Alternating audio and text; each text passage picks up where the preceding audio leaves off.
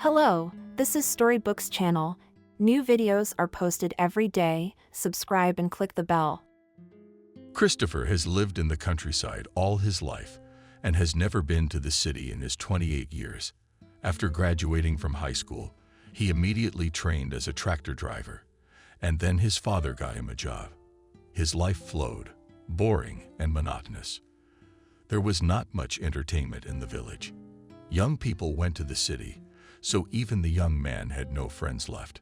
His mother kept saying that the guy should also leave. In the village, you cannot even find a bride. The father was on the side of his son. He thought the boy should be closer to his parents.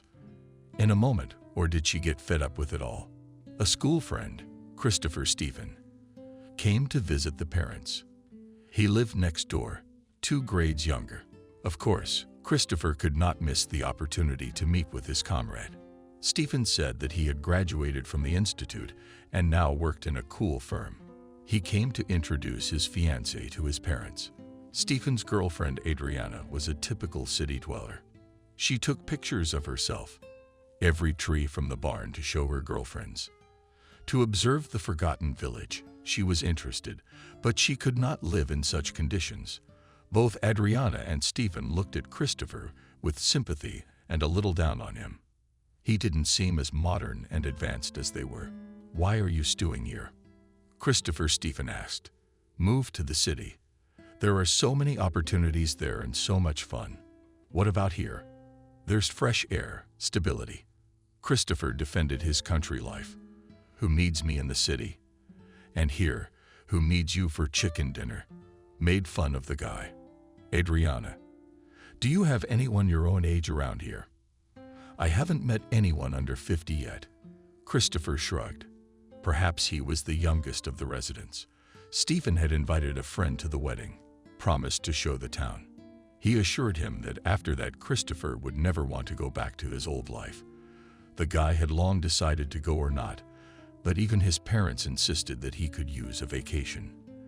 In the end, Christopher took out the only decent suit, which he had a jacket and pants left at him after the graduation party on, cleaned his shoes, and went by train to a new unknown to him, the world of the big city. The first thing that caught his eye when he came out of the station was the fast traffic and turmoil. Everyone was in a hurry. Cars were passing by at breakneck speed.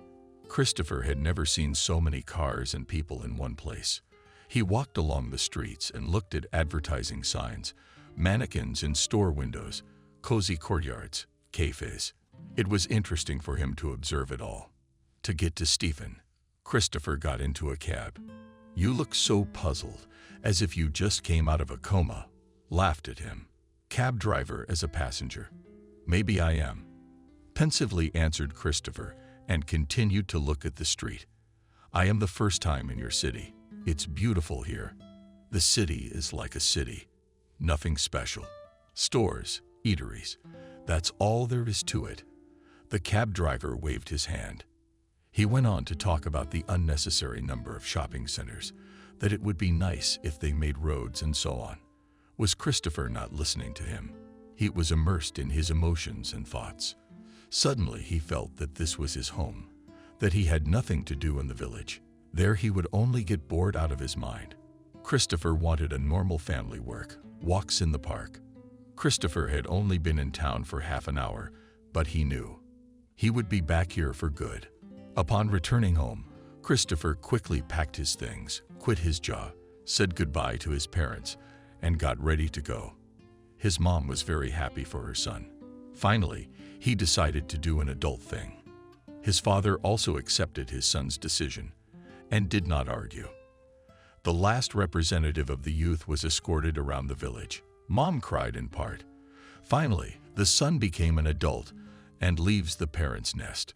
Father, however, was worried that Christopher, with his childlike naivety and simplicity, would be quickly deceived in the city. He was worried that his son would be tempted by the temptations of the city and get into some kind of trouble.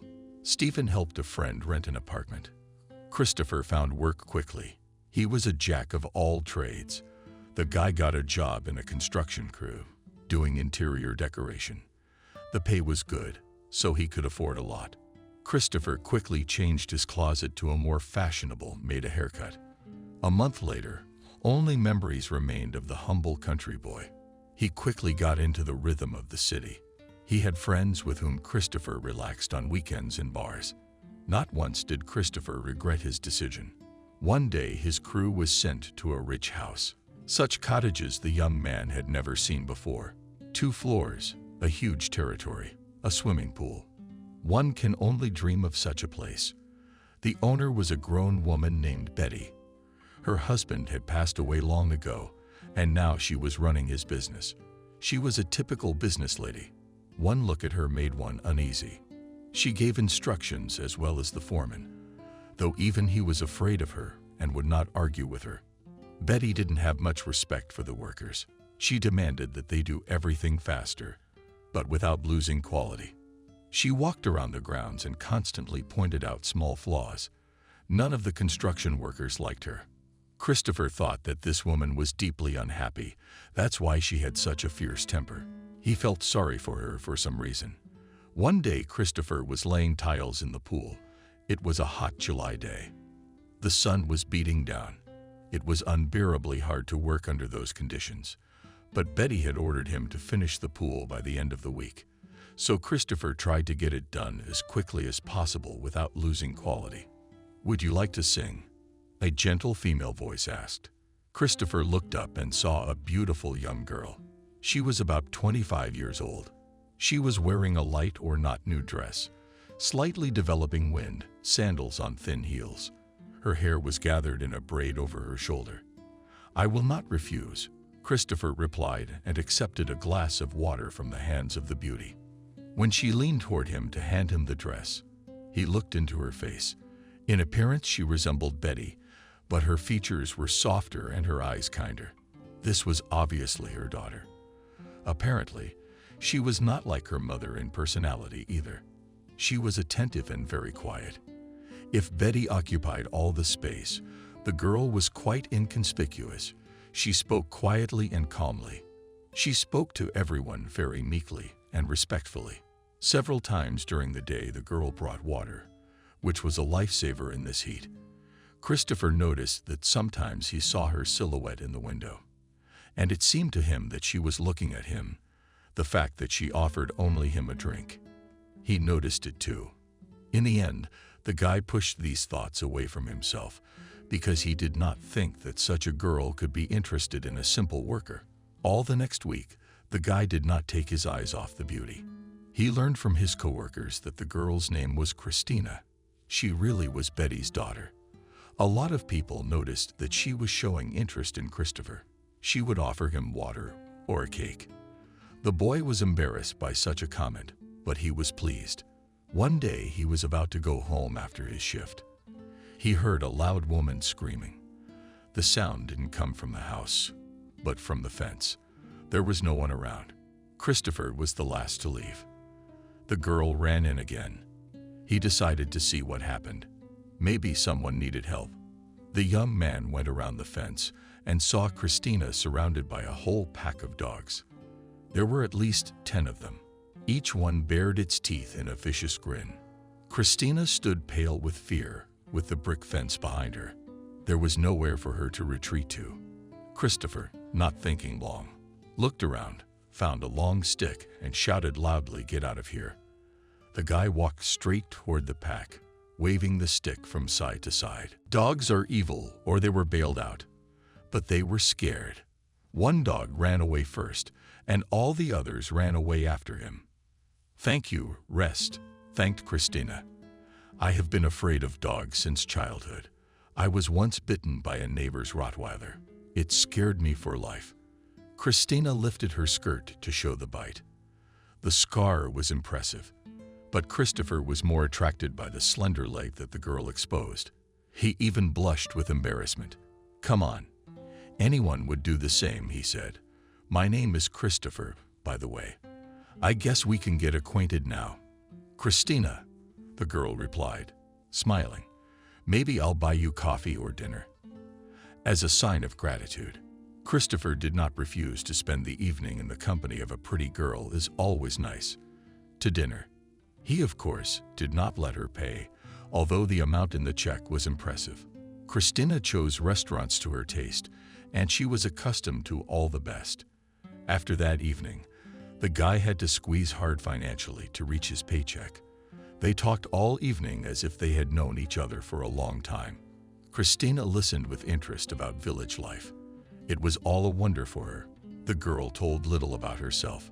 She decided not to embarrass a simple guy with stories about the happy and carefree childhood of a child from a rich family. She had never faced any difficulties in life. The only tragedy in her fate was the death of her father. Her dad was into extreme sports. This led to the man's death. He crashed on a motorcycle. So now Christina was wary of two-wheeled transportation. Even bicycles she tried to avoid. After the tragedy, her mother became even tougher than she'd been before. She just lost her mind. She felt like the head of the family, even though she'd been in charge most of the time when her husband was alive. When Christopher returned home, looked at his bachelor's humble abode, his head was filled with sad thoughts. He liked Christina very much, but he realized that this girl was not at all on his level. She would never seriously consider tying her life to him. He would have to look at girls more simple, like those he meets in clubs. With Christina, he spent 2 weeks' worth of his budget in one night. The next day, Christopher didn't notice Christina. He figured the girl was embarrassed about last night's date and would avoid him from now on. The shift was noticeably duller without her. The coworkers also noticed that no one offered water or a skewer to the guy today. They were teasing Christopher, but he paid no attention to these barbs. He wanted to finish his work as soon as possible, to complete this project and forget about Christina forever. The girl, however, did not regret the date in the slightest. She liked Christopher too, and unlike him, she had no prejudices about the difference in their social status. Of course, she had noticed the way his eyes had rounded when the waiter brought the bill. She had no illusions about the earnings of a mere construction worker, but the girl was pleased with the gesture that Christopher had performed. She didn't come to the construction site not because she was hiding from the young man. It was just that her friend had a wedding, and where Christina was a witness. She had no idea that her absence would make Christopher so sad. When Christopher saw Christina the next day, he couldn't contain his smile. It formed on his face. The girl responded in the same way. Both were a little embarrassed by their unexpected joy. "Why didn't I see you yesterday?" said Christopher, trying to contain his embarrassment. "My best friend was getting married," the girl shared the news. "Imagine, I caught the bride's bouquet." "Your boyfriend must have been happy," joked Christopher. Thus, he decided to find out if Christina had a suitor. He was embarrassed to ask directly. "I am a free girl," she replied and winked. "I will wait for my soulmate to show up." Christopher was pleased with this information. By the way, Christina was flirting with him. He guessed that she didn't mind accepting advances from him. Her smile and wink were quite unmistakable. Christopher took it as a sign. If the girl herself showed interest in him, he should take a risk and try to get her. Christina liked Christopher's modesty, his shyness, and simplicity. The guys in her circle were quite different. They were all arrogant, narcissistic. None of her acquaintances would give up their last dime for a favorite bill. They loved as much as they loved themselves. That's why the simple guy Christopher seemed so interesting to her. Buying a bouquet for him was an act. And those gorgeous flowers she received from other suitors, not for her, not for them, meant nothing. From that moment on, Christopher no longer shied away from anyone or hid his sympathy from his coworkers at their comments. He didn't care. He gave Christina flowers, took her to movies and restaurants. Yes, for this he had to touch his deferred money, which he planned to spend on buying a house. But Christina deserved the best. She wasn't the type who would be satisfied with a walk in the park and a daisy from the field. The girl accepted courtship, happily agreed to meetings. In fact, she did not really care what restaurant Christopher would take her to. But it was nice that he tried to please. The renovation of Christina's house was already finished. Christopher's crew had moved on to the next project, but their communication continued. 3 months into their relationship, Christopher proposed to Christina. He decided not to delay long. The guy determined that she was the girl with whom he wanted to spend the rest of his life. Christina said yes. It seemed to her that Christopher is a worthy man. He is kind, caring, such a great husband and father. He could always be counted on. He treated her with such attention and care that it was impossible not to fall in love with him. So the omen with the bouquet really works. Christina laughed. How quickly she found a husband. I realized the first time we met that I want to share my life with you, Christopher confessed. And your story about the bouquet just became for me a sign from above that it is impossible to miss such a chance. The lovers were happy. They were in no hurry to get married. They wanted to stay longer in the status of bride and groom, to rejoice in this romance, to enjoy each other. The wedding day was appointed only in 3 months to have time to prepare. Christina procrastinated for a very long time, and only one moment of the groom's acquaintance with his mother. Betty's character was not sugar. The girl herself tolerated a lot of claims from her. The woman had a whole list of requirements for her future son-in-law, and one of the first items was material well-being. Christopher flew straight through. He wasn't a pauper. But for Betty, anyone who didn't have a couple 1 million in his account was considered poor, unworthy in the views of a daughter. Betty did not believe in love. She herself was marrying out of convenience. So, for her own blood, she saw no other way. Christina was hesitant to admit that she was in a relationship with a young man, and if Mom finds out that they are already preparing for the wedding, she will be furious. And so, in fact, it happened. One day, Christina decided that she can no longer hide the truth from her mother. She is a grown-up girl and can choose for herself who is worthy of her hand and who is not. But the girl decided first to talk to her mother herself and then to present the groom. How many expensive sets were broken this morning? What eloquent speeches were heard from the people of the houses nearby? As soon as Christina mentioned the engagement, I put so much effort into you to get you involved with some construction worker, yelled Betty, already spewed out the first wave of emotions. I don't want to live my whole life with a man I hate, do you? Resisted Christina. You think I don't know how you really felt about Daddy. You lived as neighbors, business partners, but not a happy couple. I want to understand what love is, to feel what it's like to be loved by a woman. Have you ever felt that way in your life? He's not your equal, that's it. Mother Love insisted. These are fairy tales for little fools. When you wake up in a cheap apartment to the sound of a singing faucet, then you'll remember what I said.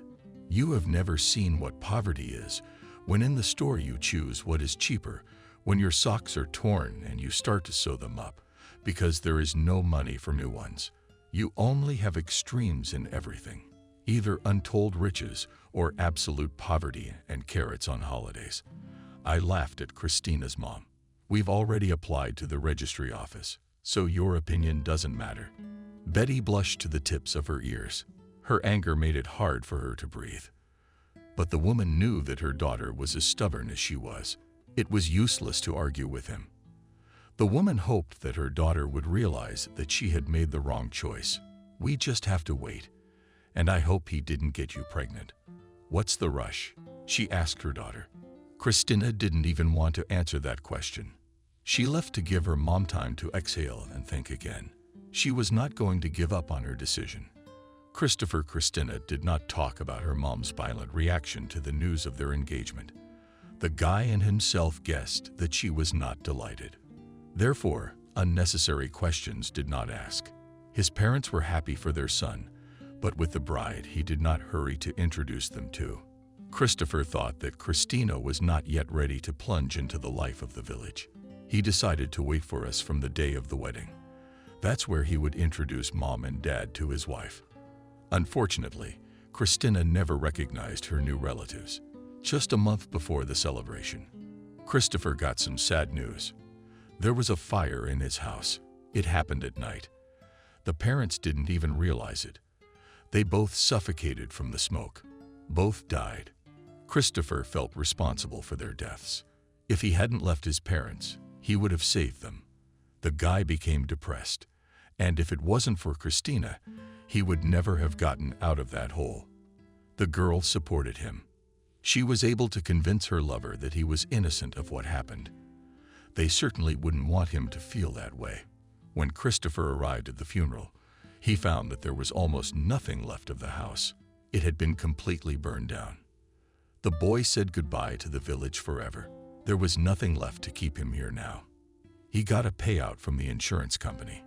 It was a modest sum, but the money was enough for a small studio apartment near the city center. There they began to live with Christina after the wedding. The girl remembered her mother's words about a tiny apartment with a broken faucet, but did not worry about it. "We will still have everything," she thought. She had not yet plunged into the problems of living together.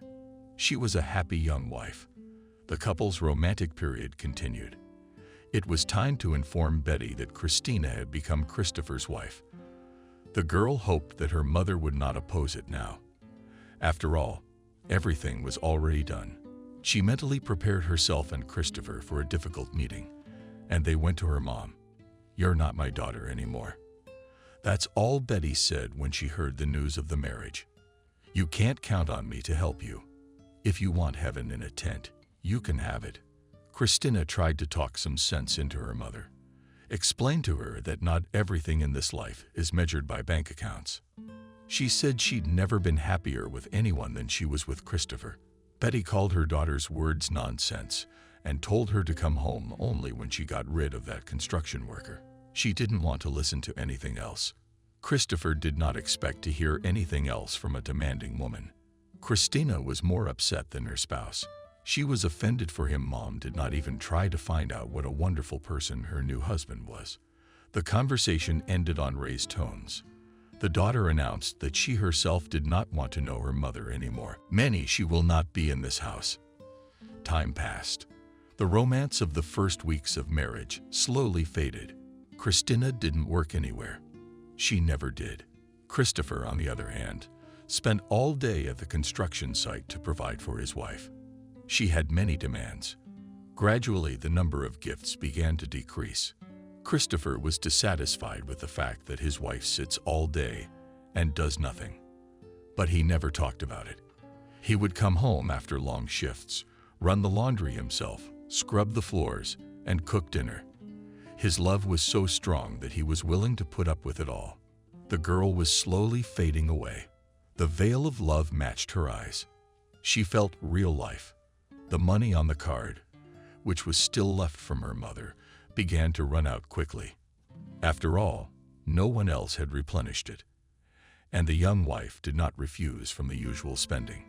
Christina began to look at her friends with envy. They continued to travel several times a year, buy things from expensive brands, regularly visit a beautician. Christina had to forget about all this. The joy of life. Christina returned pleasant news. The girl was pregnant. Christopher jumped to the ceiling when he learned that soon to become a father. One thing was sad: parents never lived to see grandchildren. They were happy with the good news. Christopher presented Christina with a diamond ring. It was the most expensive gift from him for all the time of their relationship. The girl decided that the news about the future grandchild would melt the heart of Betty, with whom Christina had not communicated for 2 years. The woman missed her daughter, but was too principled and stubborn to make contact and accept her daughter's choice. She waited for her call, but expected to hear that her daughter was coming home. But no way. News that Christina has decided to also have a baby from this beggar's belief. Get an abortion before it's too late. That's all Betty replied to her daughter's message. "It's too late, Mom. We even found out the sex of the baby. We're having a boy," announced Christina, who was in shock. She didn't think her mom would be so uncomfortable with her decision. "So it will be the most unhappy child in the world, whose mother is a fool, whose father is a moron," Betty declared and hung up the phone. Christina decided that she would not call her mother again. Such words sorry, and could not. The girl cried, but not from resentment, but from anger. To realize that your mother is such a mercantile person was very hard. Christopher. The girl said that her mom just congratulated them on the addition, but refused to help. The girl decided not to go into details of the conversation, so as not to offend her beloved. The joy of pregnancy at Christina passed very quickly. It was hard for her. Cabs and constant pharmacies complicated the already difficult life. There was barely enough money for 2 people. How would they pull an infant as well? Christina didn't understand, or she had to take on even more part-time work. He was pulling the family alone. The girl stopped feeling the happiness of waiting for the baby. He had not yet come into the world, and Christina already considered him a burden. She counted on her mother to laugh at her and forgive her. After all, this is her first and perhaps only grandchild. But Mom's refusal to help drove Christina into depression and even despair. She spent hours looking at baby products, calculated how much money would be needed. Her hair was becoming frizzy from the prices. One day, Christina received a call from her mother. The woman apologized for her harsh statements and invited her daughter to visit. The girl happily agreed to meet. Already in half an hour, she stood on the threshold of her native house. Finally, the mother came to her senses. Now Christina's life will get better, and she will not need to count pennies. Choose whether you need a bathing chair or a high chair. Betty met her daughter kindly and even hugged her. Such tenderness from her mother Christina did not remember even in good times. The woman invited her daughter to the table. She got right down to business. "Christina, of course I did wrong," Betty began to say, "and I'm happy to have a grandchild. You're my only daughter. As soon as I saw you with that cute little belly, my heart melted." "I'm very happy to hear that," the girl replied. "But I still can't accept your husband, what he can give you and the baby. So I propose the following to you. You leave Christopher. You move in with me. All the expenses for your maintenance and the child will be on me." Christina thought about it. She didn't mind giving up her love for money. Living in a studio apartment and doing household chores was not to her liking. Her sense of pride was dulled. The desire for a beautiful life. Restaurants, resorts, brand-name clothes. Betty was right. Everything is a comparison. The woman noticed that her daughter was thinking, not hysterical as she had been earlier. That fact pleased the mother. So, not all is not lost yet. And she continued talking. "One more condition, but that's not all. And I found you a proper fiancé. He's my business partner. He was widowed 3 years ago. Never found a new partner. I'm asking about you, by the way. You'll marry him. You'll be in business for yourself, and you can help me." Christina's expression changed dramatically. She wasn't happy with that. She had hoped for things to be as they were before she got married. Why couldn't her mom just treat her like a daughter and not a business project? She's willing to put Christina under a creepy man 15 years older than her for her career. "Mom, did you know that he was widowed because he killed his spouse?" Christina asked. "It has not been proven yet," unperturbedly answered the mother. "It won't be. With his connections and opportunities, only it won't bring the woman back. And everyone knows the story, including you. And this isn't the first time he's ruined a human soul. You're willing to sacrifice me to add paranoia to your account. Did you hear my offer? If you don't agree, go back to your doghouse." Betty replied just as indifferently. Christina was angry at her mother again. Only she had thought that everything would be as before. How her dreams were shattered by her mother's vanity. She glared at her, but didn't leave. "Fine, you don't want to. Suit yourself," waved his hand at Betty. "Let's at least have tea. You probably haven't tasted normal tea in 100 years. The woman waved her hand to the servants to serve the tea. The governess obediently brought a tray with 2 cups from an expensive china set. She made some sign to Betty and left the room. "Well, what's your happiness and the baby's health?" Mom said, and raised her glass playfully. Christina rolled her eyes. This ceremony in Mom always annoyed her. Betty always had to keep her face and act as pathos as possible. Her daughter played along and touched her heavier. "I'm going home," said the girl T. "Wait, it's been so long since we've seen you. At least tell me how you're doing." Betty watched her daughter carefully as she drank the drink. She didn't calm down until the girl took the last sip. Christina noticed it, but she was already used to her mom acting very strange sometimes, so she didn't pay much attention to such behavior. Now, however, it seemed to Christina that her mom purposely wanted to keep her home longer. She couldn't. Jean put something in her tea. Christina sat at her mother's for the second hour. Her mother's monotonous stories about rich friends and their children had bored her to tears. Betty was telling her who had married whom, some favorable match. She was still trying to make her think it was a marriage of convenience. In the circles of people like her, that's the norm. Christina's patience ran out. She hailed a cab and said goodbye to her mom. Suddenly, Betty grabbed her stomach and screamed loudly. "Mom, what happened?" The girl was frightened. "I don't know.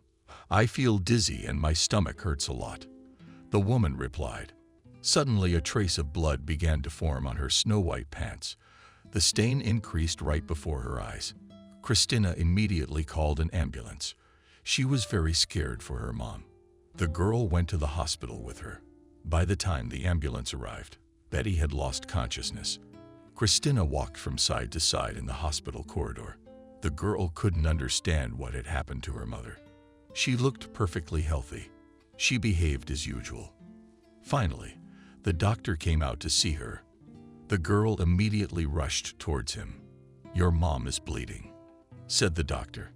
"It's nothing. We stopped it. She's gonna be fine." Why did this happen to her? She's never had any problems like this with her health. That woman was as careful as anyone. She'd have prevented any disease from happening in the first place. Probably some kind of hormonal disruption. The doctor replied. "Can you go in and see her?" Christina went into the room. Betty lay pale enough to blend into the white blanket, which was open to her chin. Despite her obvious weakness, she was telling someone off on the phone. Her voice was quiet, but still stern. "You couldn't give me a proper sign. Like marking the mug, and I didn't go to the other side of the world," screamed Mom to the best of her ability into the phone. Somebody gave a quick squeak in a lefty, guilty voice. But the words were indecipherable. Betty's eyes, and covered with hatred and anger, "You're fired. From this very moment, and don't expect any compensation. You will receive a recommendation accordingly." The woman hung up, and only at that moment she noticed that Christina was standing next to her. The girl had heard the whole conversation. It began to dawn on her. Why did Mom feel so bad, and why should it have been her? "You wanted to put something in my tea, and I understand correctly?" Christina asked sternly. "My girl, is it not what you think it is?" Betty started making excuses. Christina and no one else had ever seen such a look on that woman's face. Betty was startled and felt guilty. Her eyes ran from side to side in confusion. "Judging by the nature of your bleeding, you wanted to take my baby away from me. You wanted to induce a miscarriage. Did you?" Christina asked even more sternly. Betty began to mumble something inaudible, and the girl realized that she was right. That realization just robbed her of any feelings for her mother. "How could you? That's your grandson. Do you realize how far along I am?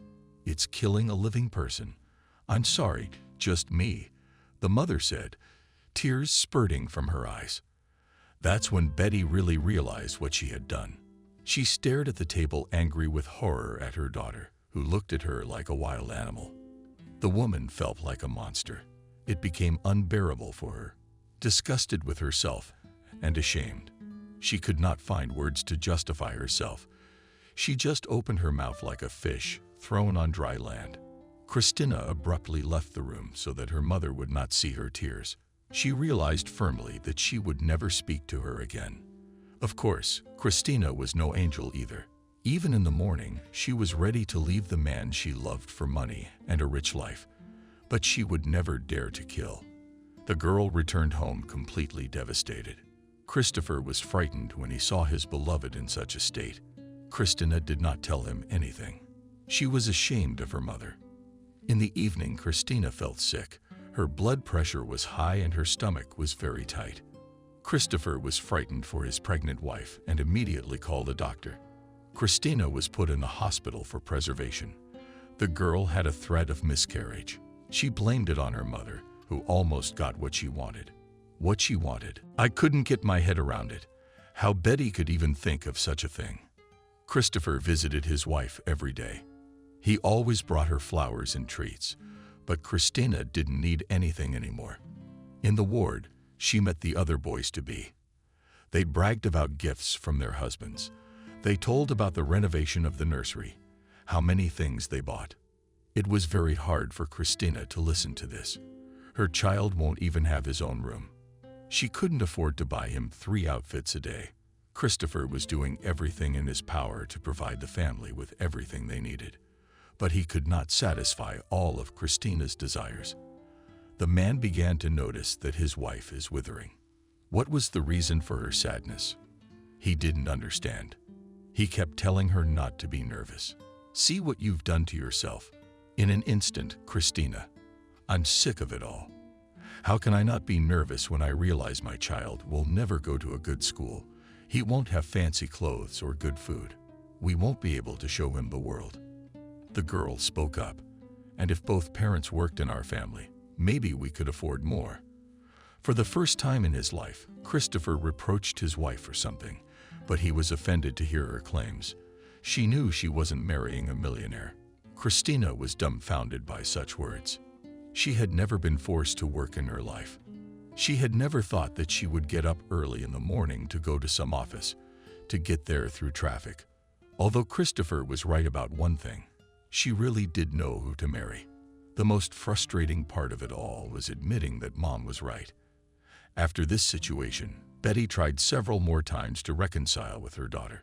She accepted her pregnancy and forgave her choice of a poor spouse, and was ready to help financially. But Christina didn't want to hear from her. And I didn't understand why the girl was acting like that. She dreamed that her mother was interested in her grandchild, and now she ignores her. He tried to ask a couple of times what caused such a drastic change. But by Christina's stern answers, I realized that it was better not to get involved in their family squabbles. 2 months later, Christina and Christopher had a son. They named him John. The boy was born 2 weeks premature. The girl believed that the premature birth was the fault of her mother, who made her very nervous. She never forgave her. One day, Christopher had the opportunity to rest and volunteered to go for a walk with his son. Christina gladly accepted such an offer. She could finally devote a few hours only to her beloved. The man did it for a reason. Betty had talked him into it. She wanted to see her grandson very badly. The reason for the mother-daughter conflict remained a mystery to Christopher. Betty dared when she saw her grandson. She didn't take her eyes off him for a moment. He looks a lot like Christina, she said. There's nothing of yours in him at all. John is too young to judge who he looks more like. Christopher replied resentfully. And I want to have a serious talk with you, Betty said in a tone that wasn't cute at all. You realize it's just Christina's life. She deserves more than that. And you put her in a room you call an apartment and keep her there. What are you implying? With suspicion, Christopher asked. I'll pay you any amount you name. And if you file for divorce, don't worry about the formalities. We will bypass all the laws. Christopher almost fell over when he heard such an offer. He was hoping that things would get better with his mother-in-law. She's starting her song again. Isn't it about time she accepted her daughter's choice? As far as I know, Christopher answered. Christina doesn't even want to hear your name. How are you going to get her back in the Duma? I will repeat to you what Christina once told you. Not everything is measured in money. If she hasn't left me yet, she's happy with me. You and your riches have lost her, mind you. And I don't keep her chained up in a room, as you put it.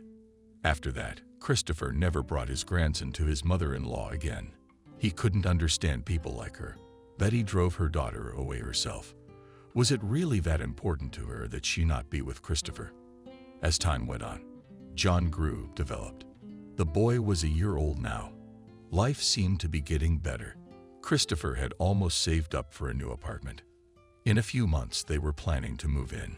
But their dreams were not to be realized. One day, Christopher didn't come home from work. Christina waited for him until 3 o'clock. She drew different pictures in her imagination. At first, she thought something had happened to him. Then, for some reason, she thought that Christopher must have gotten held up with some lady. Finally, she came to the conclusion that her husband had simply traded her for a group of friends with entertaining drinks.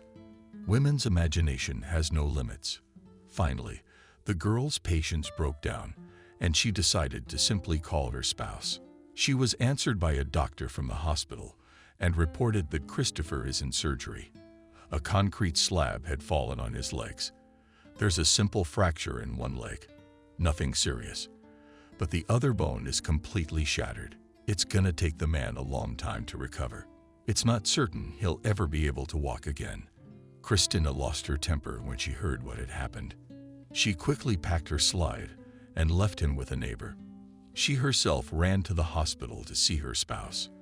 When she saw him, whole rivers and tears ran down her cheeks. Even though the doctor said only his legs were hurt, Christopher's whole appearance was ghastly. Huge bruises sat under his eyes. His arms were renamed.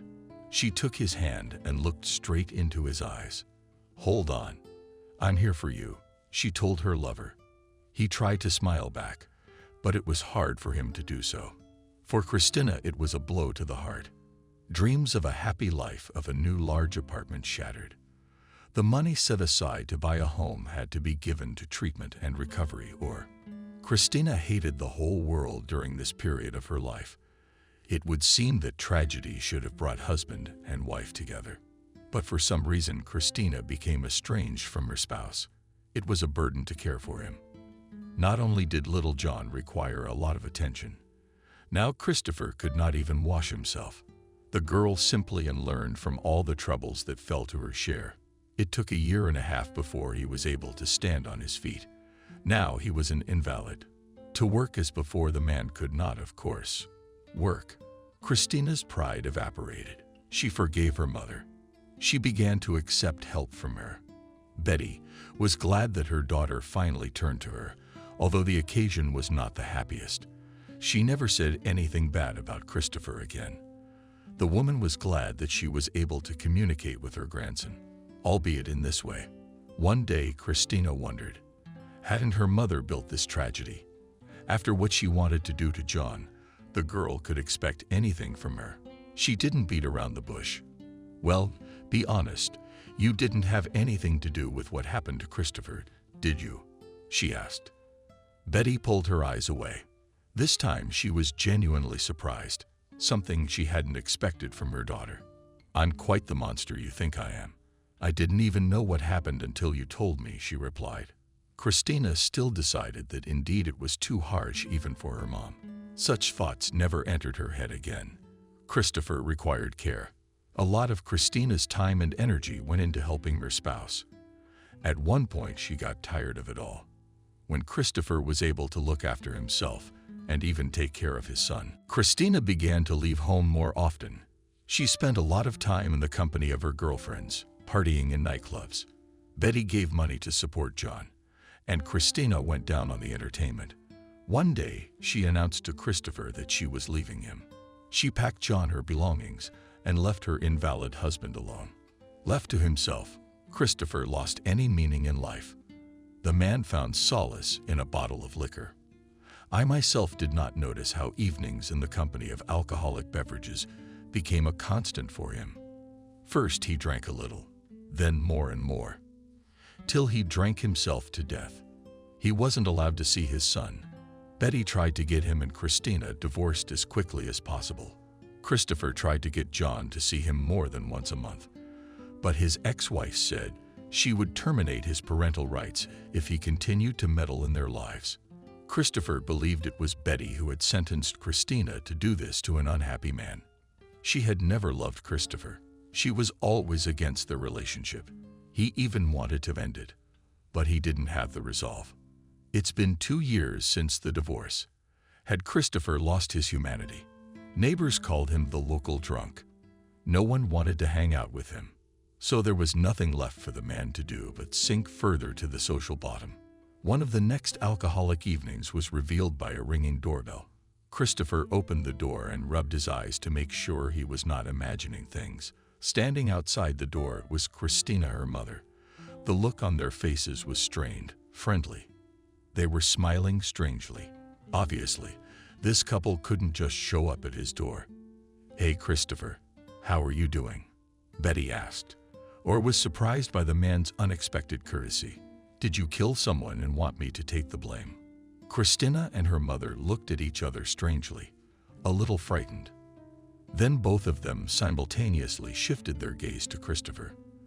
The women were creeped out by the question, for he had hit the mark. They were in very serious trouble indeed. "Did I guess that?" Christopher was amazed.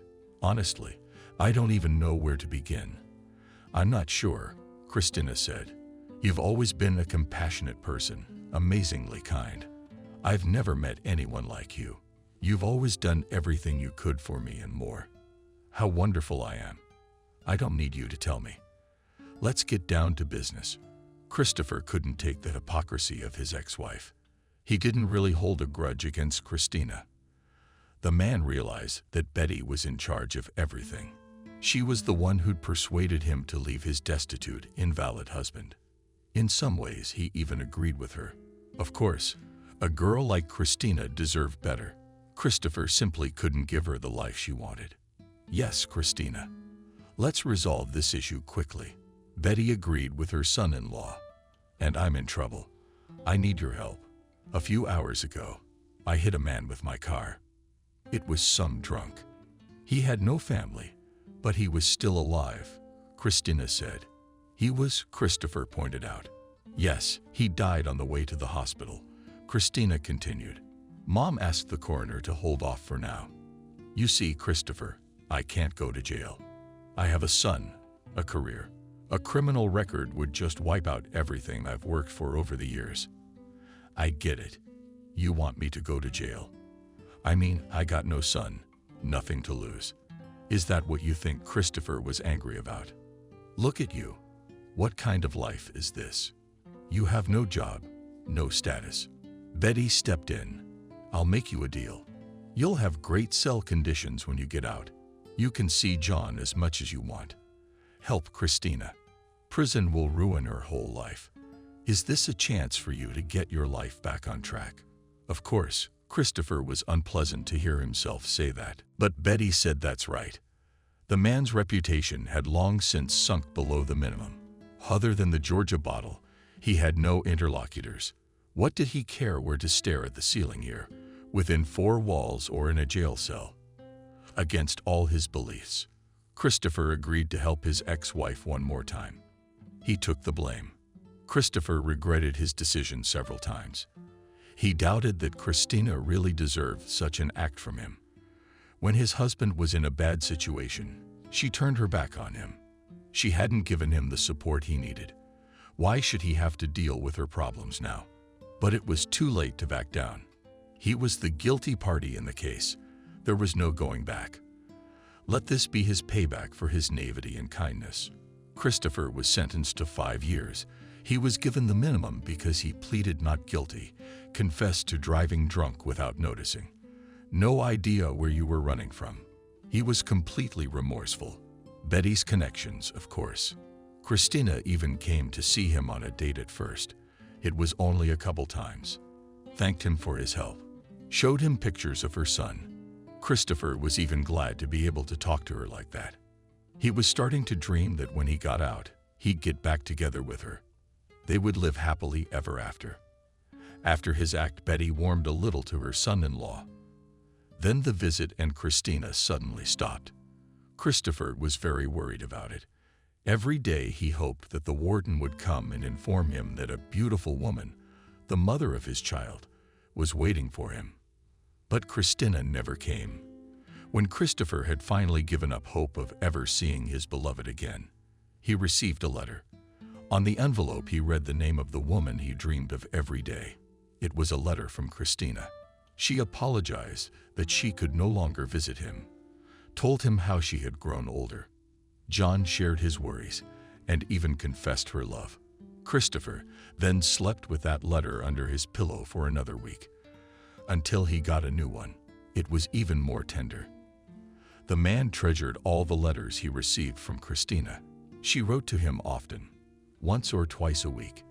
They began to correspond. The woman sent him a picture of her son, which he hung over his bed. Christopher admired the son, remarked how much he looked like him. But there were traits of his mom too. He asked Christina to send him a picture of herself, but she refused. Said she didn't want other inmates looking at her. Christopher served his sentence in a colony where the regime was not very strict. Some prisoners even managed to sneak a cell phone. Once he asked one of them for a gadget. He had to give his rations to a criminal for 5 minutes of internet access for 2 months. Christopher went to Christina's social networking page.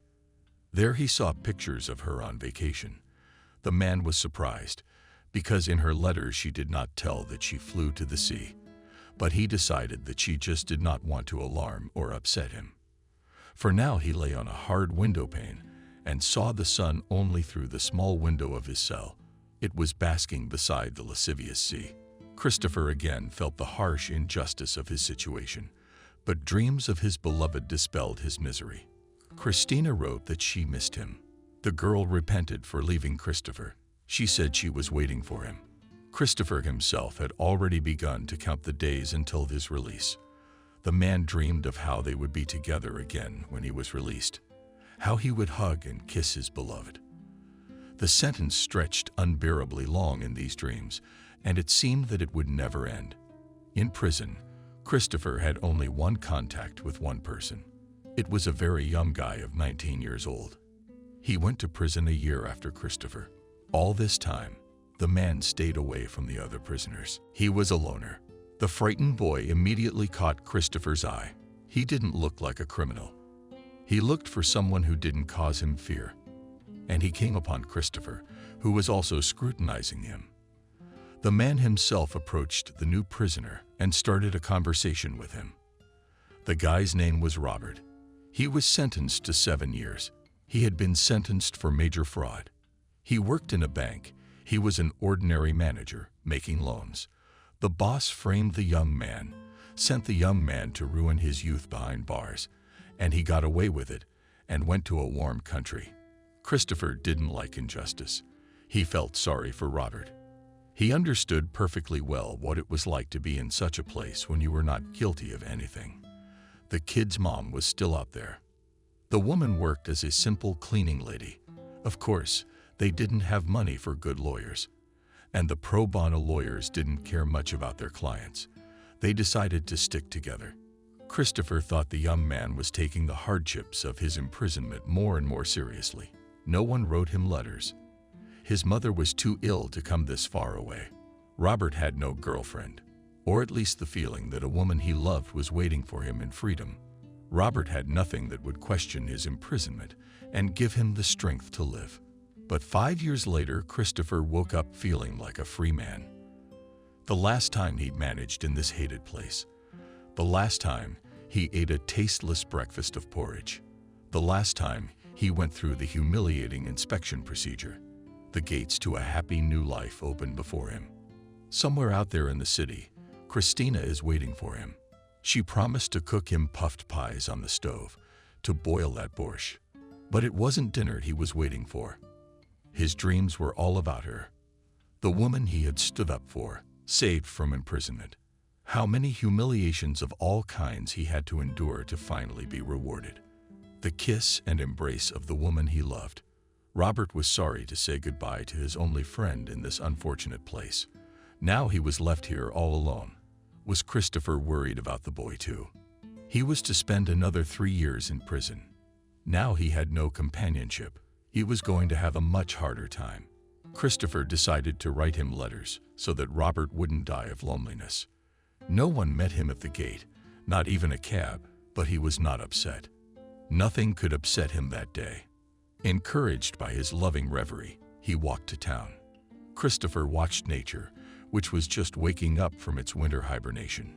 He looked at this forest every day through the cell window, and it seemed so distant and uncriminal to him.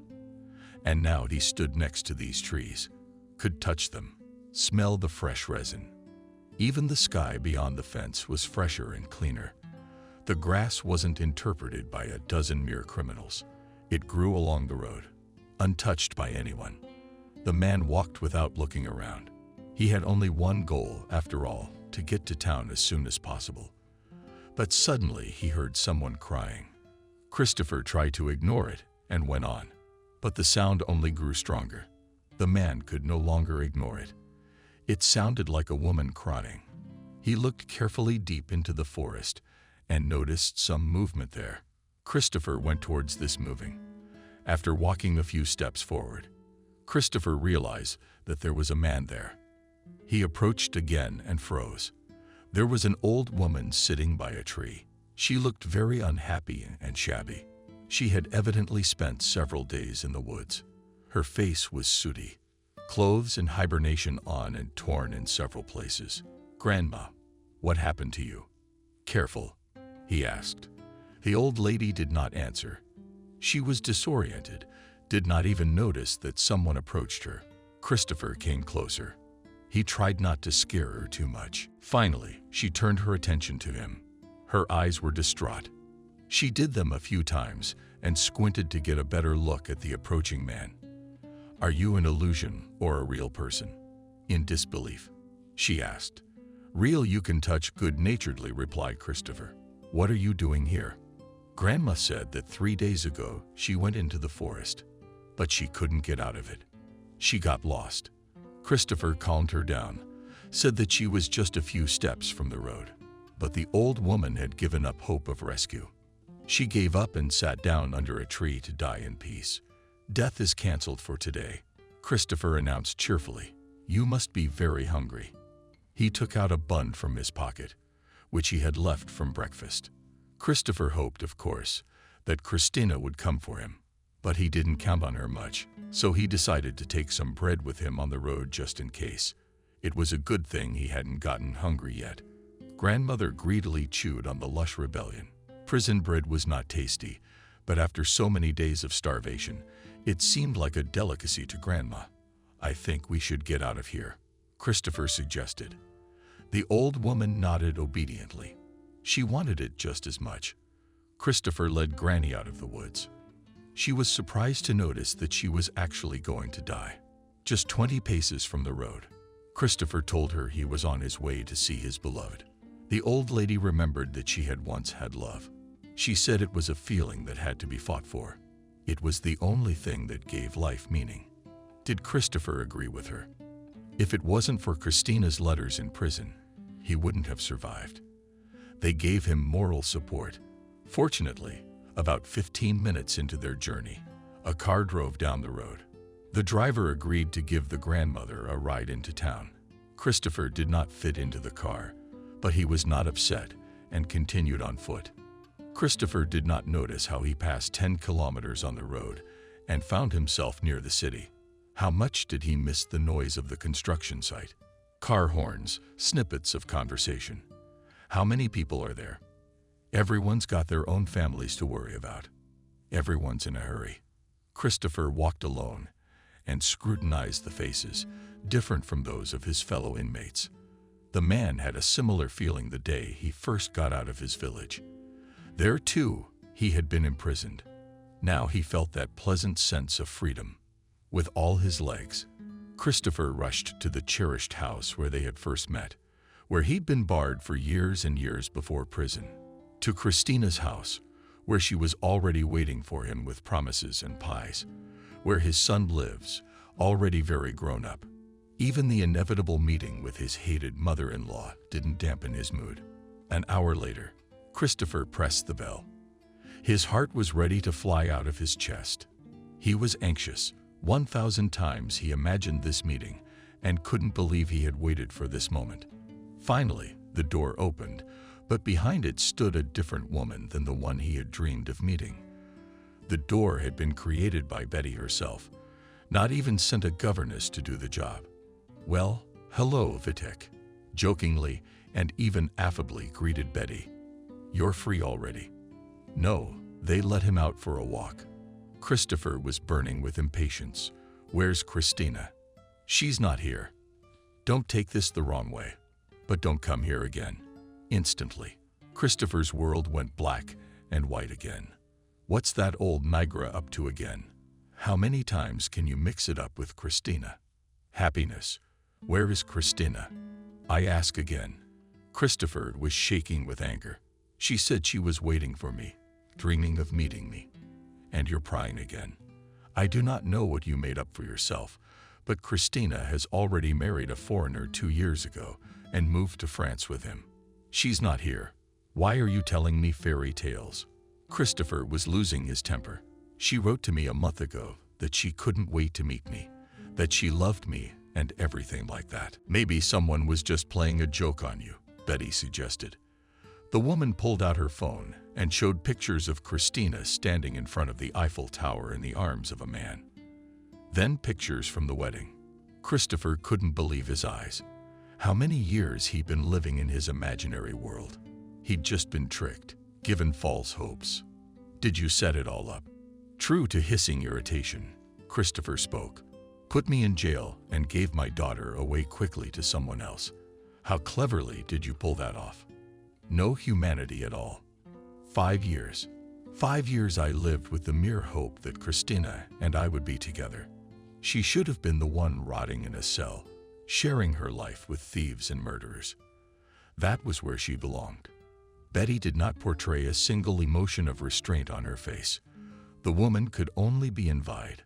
Of course, she understood how hurt and resentful Christopher was right now, but there was nothing she could do about it. Christina was gone. She was never coming back, and she was never going to resume her relationship with Christopher. The girl didn't write him any letters. It was someone's evil joke. But you spent 5 years believing you were okay, said Betty. It's a lot easier to live knowing someone loves you and waits for you, and finding out that it's all a lie, you think, is easy and nice too. Realizing you've been living someone else's fantasy for 5 years. Christopher said it very well. He was suffering, and he couldn't hide it. The tears were flowing. The man could not hold them back. He raised his eyes to the sky and prayed that it would end, that someone would wake him up now and tell him that it was all just a terrible dream.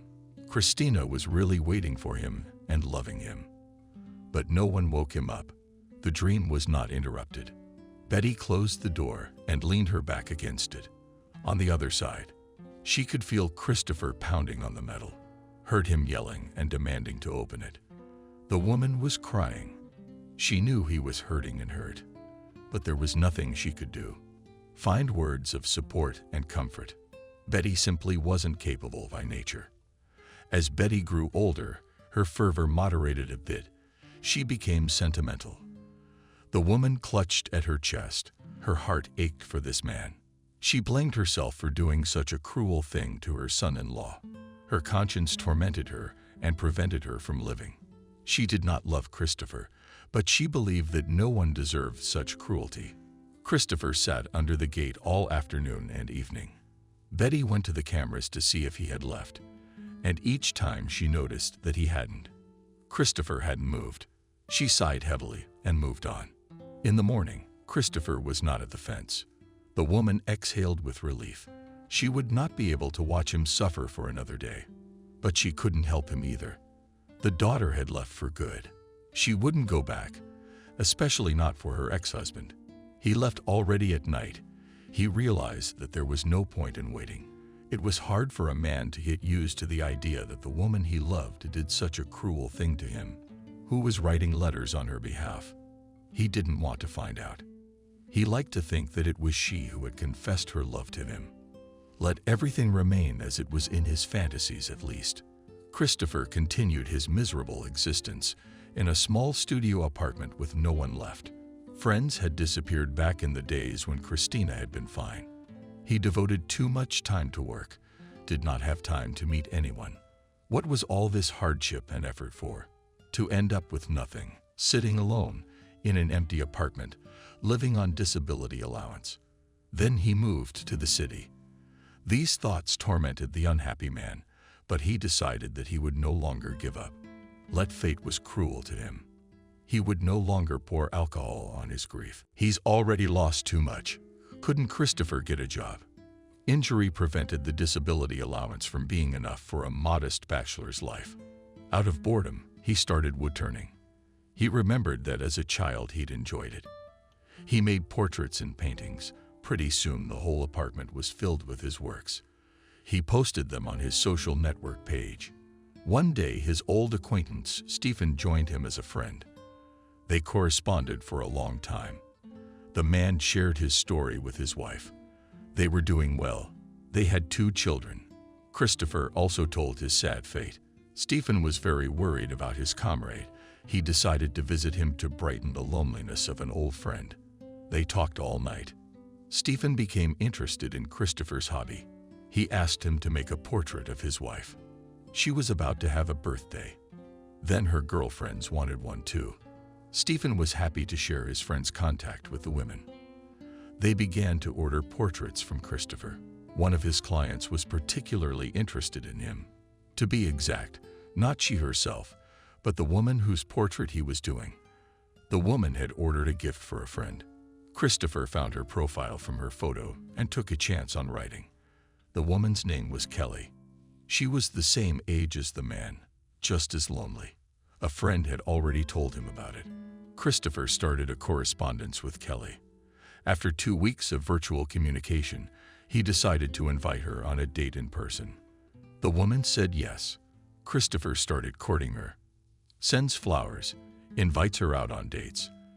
Kelly didn't refuse his attention. She was a widow. Her husband passed away 5 years ago. She'd been lonely all that time, so the man's attention was nice to her. Despite the difficult life story, Christopher was not a bad man, so he was able to gain favor with Kelly. It had been a month since Christopher was a free and almost happy man. He continued to communicate with Kelly, but did not venture into a more serious step. He was afraid he wouldn't be able to provide for a woman again. He didn't want history to repeat itself. One day someone knocked on the door of the apartment door. He opened it and saw an unfamiliar man in a suit and a very serious look. "Hello, Christopher," clarified the guest. "That's right, Christopher. I came to inform you that there is an inheritance in your name. Could you sign the papers and come to this address tomorrow?" The stranger held out a card with the address of the notary's office to draw up the documentation. This is a new kind of fraud. Christopher didn't believe the guest. "I have no one. Who would leave me an inheritance? All relatives of the dead. Why would I lie to you? Come back tomorrow, please." The man turned around and left. Christopher was left in complete incomprehension of what was happening. Maybe he had some uncle or aunt who could make a will, but he had never heard from his parents about kin. He decided to go after all to clarify the matter. After all, it was just curious. Even if it was a hoax, he would figure it out quickly. There was still nothing for him to do. The next day, Christopher dressed decently, even shaved and styled his hair. He wanted to look solid, so that the scammers did not consider him a simpleton. The man arrived at the address. Yesterday's stranger was already waiting for him. "You have been left a large sum of money in a house," said the man. "Now we will go to the house. You will see it, so that there will be no claims against us." Christopher got into the car with the stranger. He was surprised to see that he had been driven to Betty's house. He had lost all sense of direction. His mother-in-law had decided to play a joke on him again. Well, she wouldn't take it. Christopher was informed that this was the house he had inherited. He read the deeds and learned that Betty had made him heir to her entire fortune. How was that possible? Christopher could not believe what was happening. Finally, the man introduced himself. He was the woman's personal lawyer. Betty had died a week ago. She had been suffering from a heart condition for a long time and knew she didn't have long to live, which was why they were concerned about the will. To close any questions Christopher might have, she wrote him a letter. He opened the envelope and began to read. "Dear Christopher, I have done many bad things to you. Now I want to make amends. It is a pity that I realized all my mistakes so late. Maybe if I had accepted you right away, all the misfortunes you had to go through would not have happened to you. And I realized that you're a good man. When you first brought John to me, Christina hated me, and you went along with it. As soon as you got in trouble at work, Christina immediately told me that she wanted to leave you and agreed to marry the man I grabbed her. But I refused, and I insisted that she had to help you. She didn't last long. As you remember, she left you anyway. When the car thing happened, I also asked her not to ruin your fate, but she insisted that you would agree. She also knew that you were a very good and reliable person. I believed and hoped until the last moment that you would say no. When you agreed to take the blame, I was once again convinced that I'd never met anyone worthy of you. It hurt so much when I watched you in court. I realized that your life was being ruined. Christina left for France almost immediately after your incarceration, and I made her come to the visits. I wrote those letters, but I didn't want you to be hurt. I wanted to do something to brighten your stay in the zone. Unfortunately, I haven't forgiven my daughter, and I won't. What she did to you was inhumane. To make it up to you, I've decided to leave the business, the house, and the savings to you. Christina won't get a penny from me. She doesn't even know I'm sick. We stopped communicating a long time ago. I think you can manage that money properly. You're not a stupid man. Forgive me if you can, and I want you to know that I love you like family. All my efforts to talk sense into my daughter have been pointless. It was my own fault, and I paid for it. After Christina went abroad, she didn't even call me once.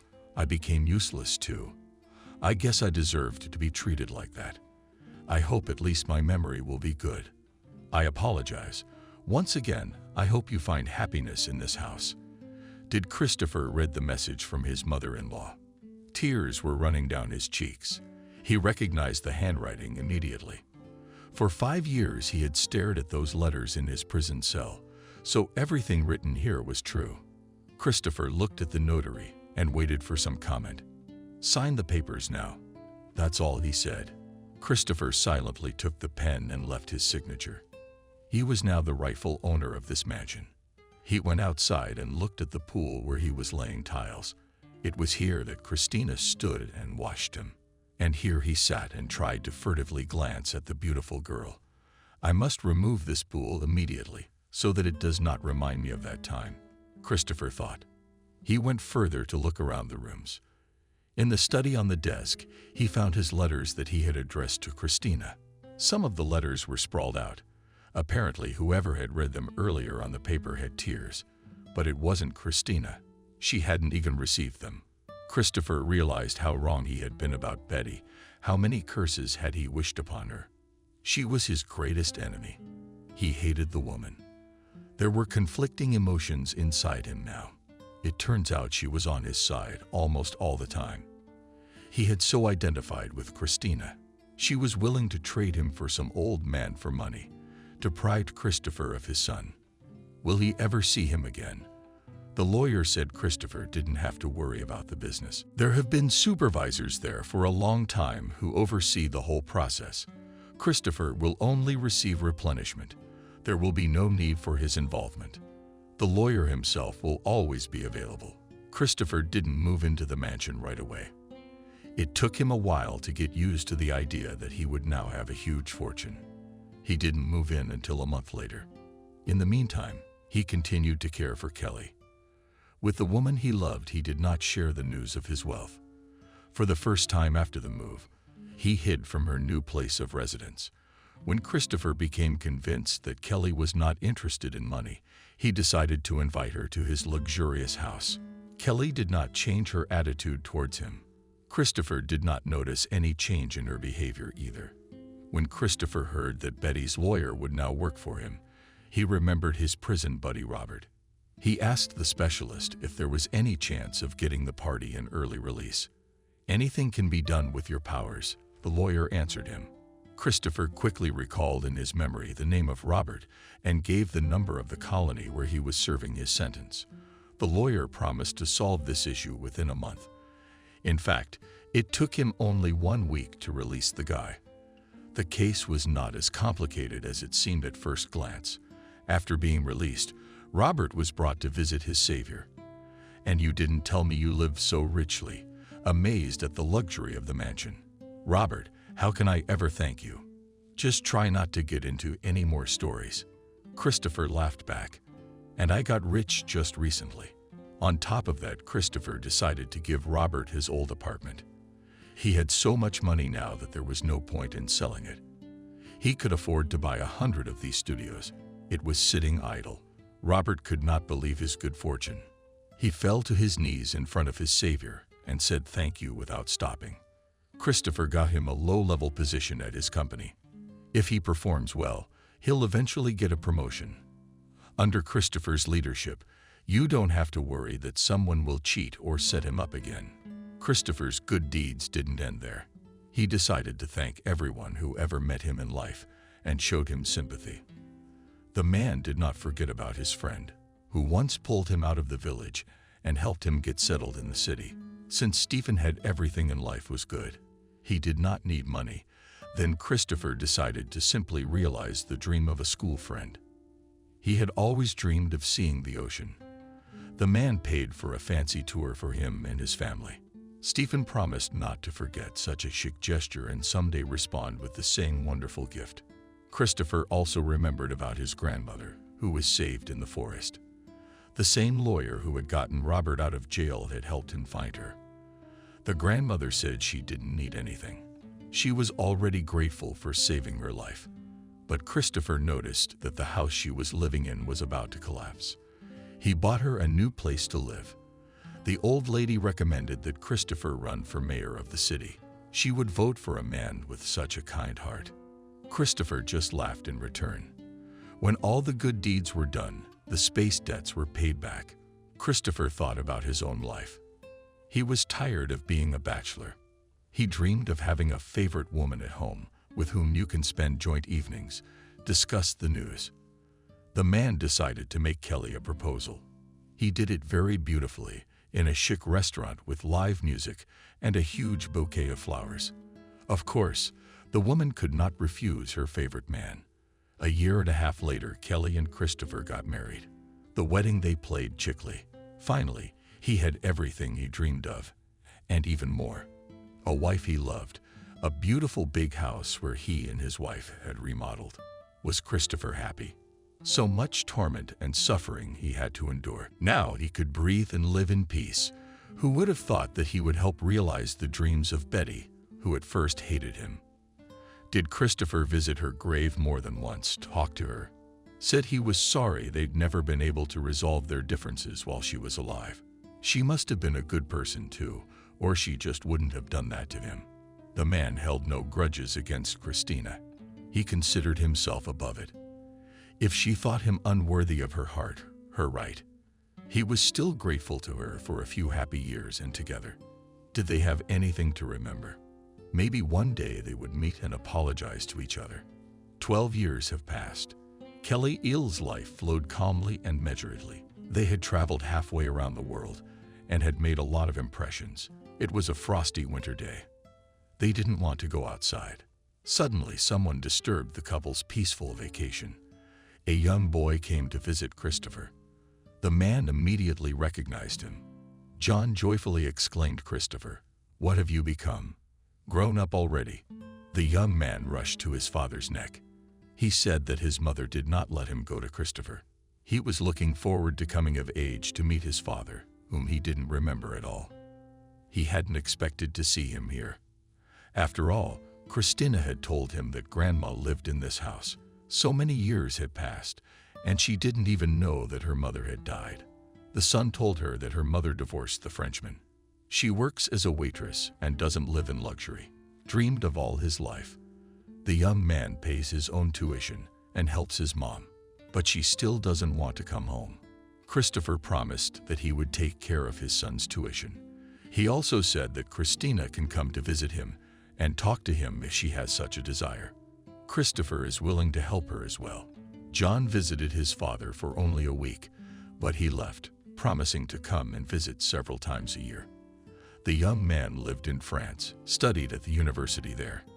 Now, Christopher could say with certainty that he was the happiest man on earth, because his greatest wish had come true. He began to communicate with his son.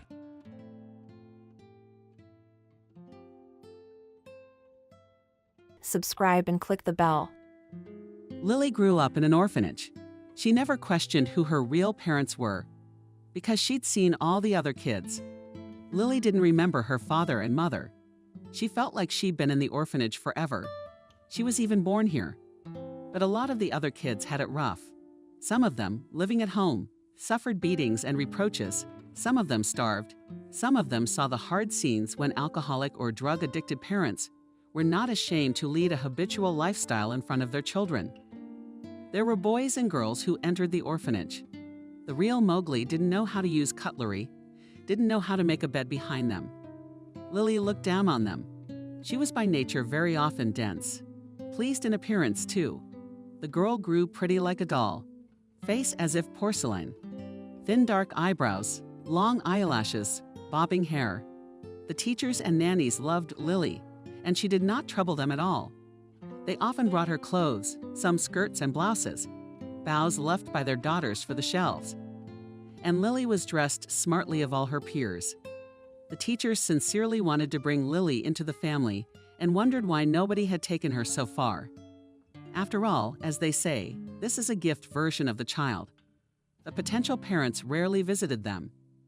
They preferred to take very young children, no older than 3 years. That's what the old nanny Adriana said. A kid like that is still a mystery. You don't know what he'll grow up to be. And if the kids are older, you can see their nature right away. That same nanny shed some light on Lily's origins. Your mother should have never taken you in, she said. Lily girl at that time was already 12 years old, and she understood a lot. Lily, who had heard something about her relatives for the first time, was surprised. Do you know anything about my mom? Good woman, decent. Yeah, the doctors scared her back in the day. She was into some kind of extreme sports. Well, they said it had something to do with it. Concluded that the baby would be born with a defect.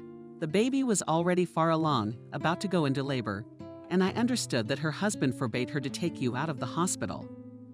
Her husband had a son in his second marriage, and he told his wife that we had enough of one child. We'll raise my boy, put him on his feet, and that's enough. How do you know that? Your mother came here when you were just transferred from the orphanage. She wanted to know if her daughter was okay. That's when we had that one conversation. And then our supervisor decided that your mother would come here regularly. She didn't like that. Parents are different. Some come in drunk. Some of them are so out of control, you could call the police. So she told me to say that you were adopted, and the state protects the secrecy of adoption. So we won't give you any information. And the truth is, you've been living here just as you are. That's a cruel thing to say, Lily. She wasn't planning on taking you anyway. It's your mother, sighed the nanny. You were really troubled at first, that heart murmur.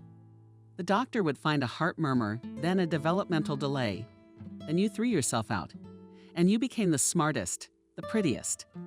Since the day Nanny Adriana told the girl the secret, did something change in her?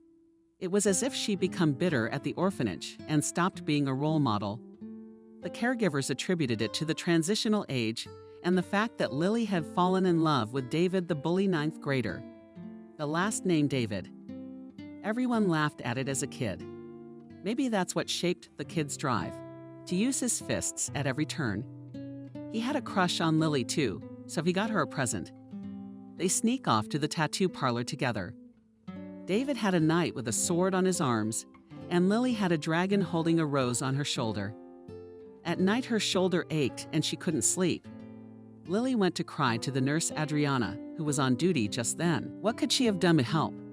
Helped a nail with oil on it, and scolded the girl. You're smart enough. You're not some girl from jail to wear a tattoo. You're gonna get tattooed head to toe. Okay, David, he's a guy, and you're gonna be getting those tattoos. Mark my words. Lily thought she loved David too much to refuse his gift. Either way, the dragon would remain as a memento of her first love. And so it was. Soon Lily was unexpectedly adopted. It happened almost against the girl's will. An elderly woman came to the orphanage unexpectedly and told her that her daughter had grown up, left to study, and would not return to her home. And it is painfully dreary to be alone. So she wants to take an older girl, so that her adopted daughter would become her helper and companion. Caregiver immediately saw in this chance for their favorite Lily and began to persuade Aunt Clara to take her. You won't find a better girl. Hardworking, responsible, a real star. Aunt Clara didn't mind, but Lily did. She'd have to leave the orphanage, to part with David without the possibility of seeing her again in the near future. It took a lot of effort to persuade her. Subsequently, Lily had to regret her decision. Aunt Clara took her to the village to a small dark house on the outskirts. She had to learn to do all the housework, even to stow the stove. And the woman had a large vegetable garden, and from spring to fall, she had to literally work there, digging, planting, weeding, helping, processing the harvest. Now Lily no longer resembled a doll. She was badly burned, arms cupped and kneaded.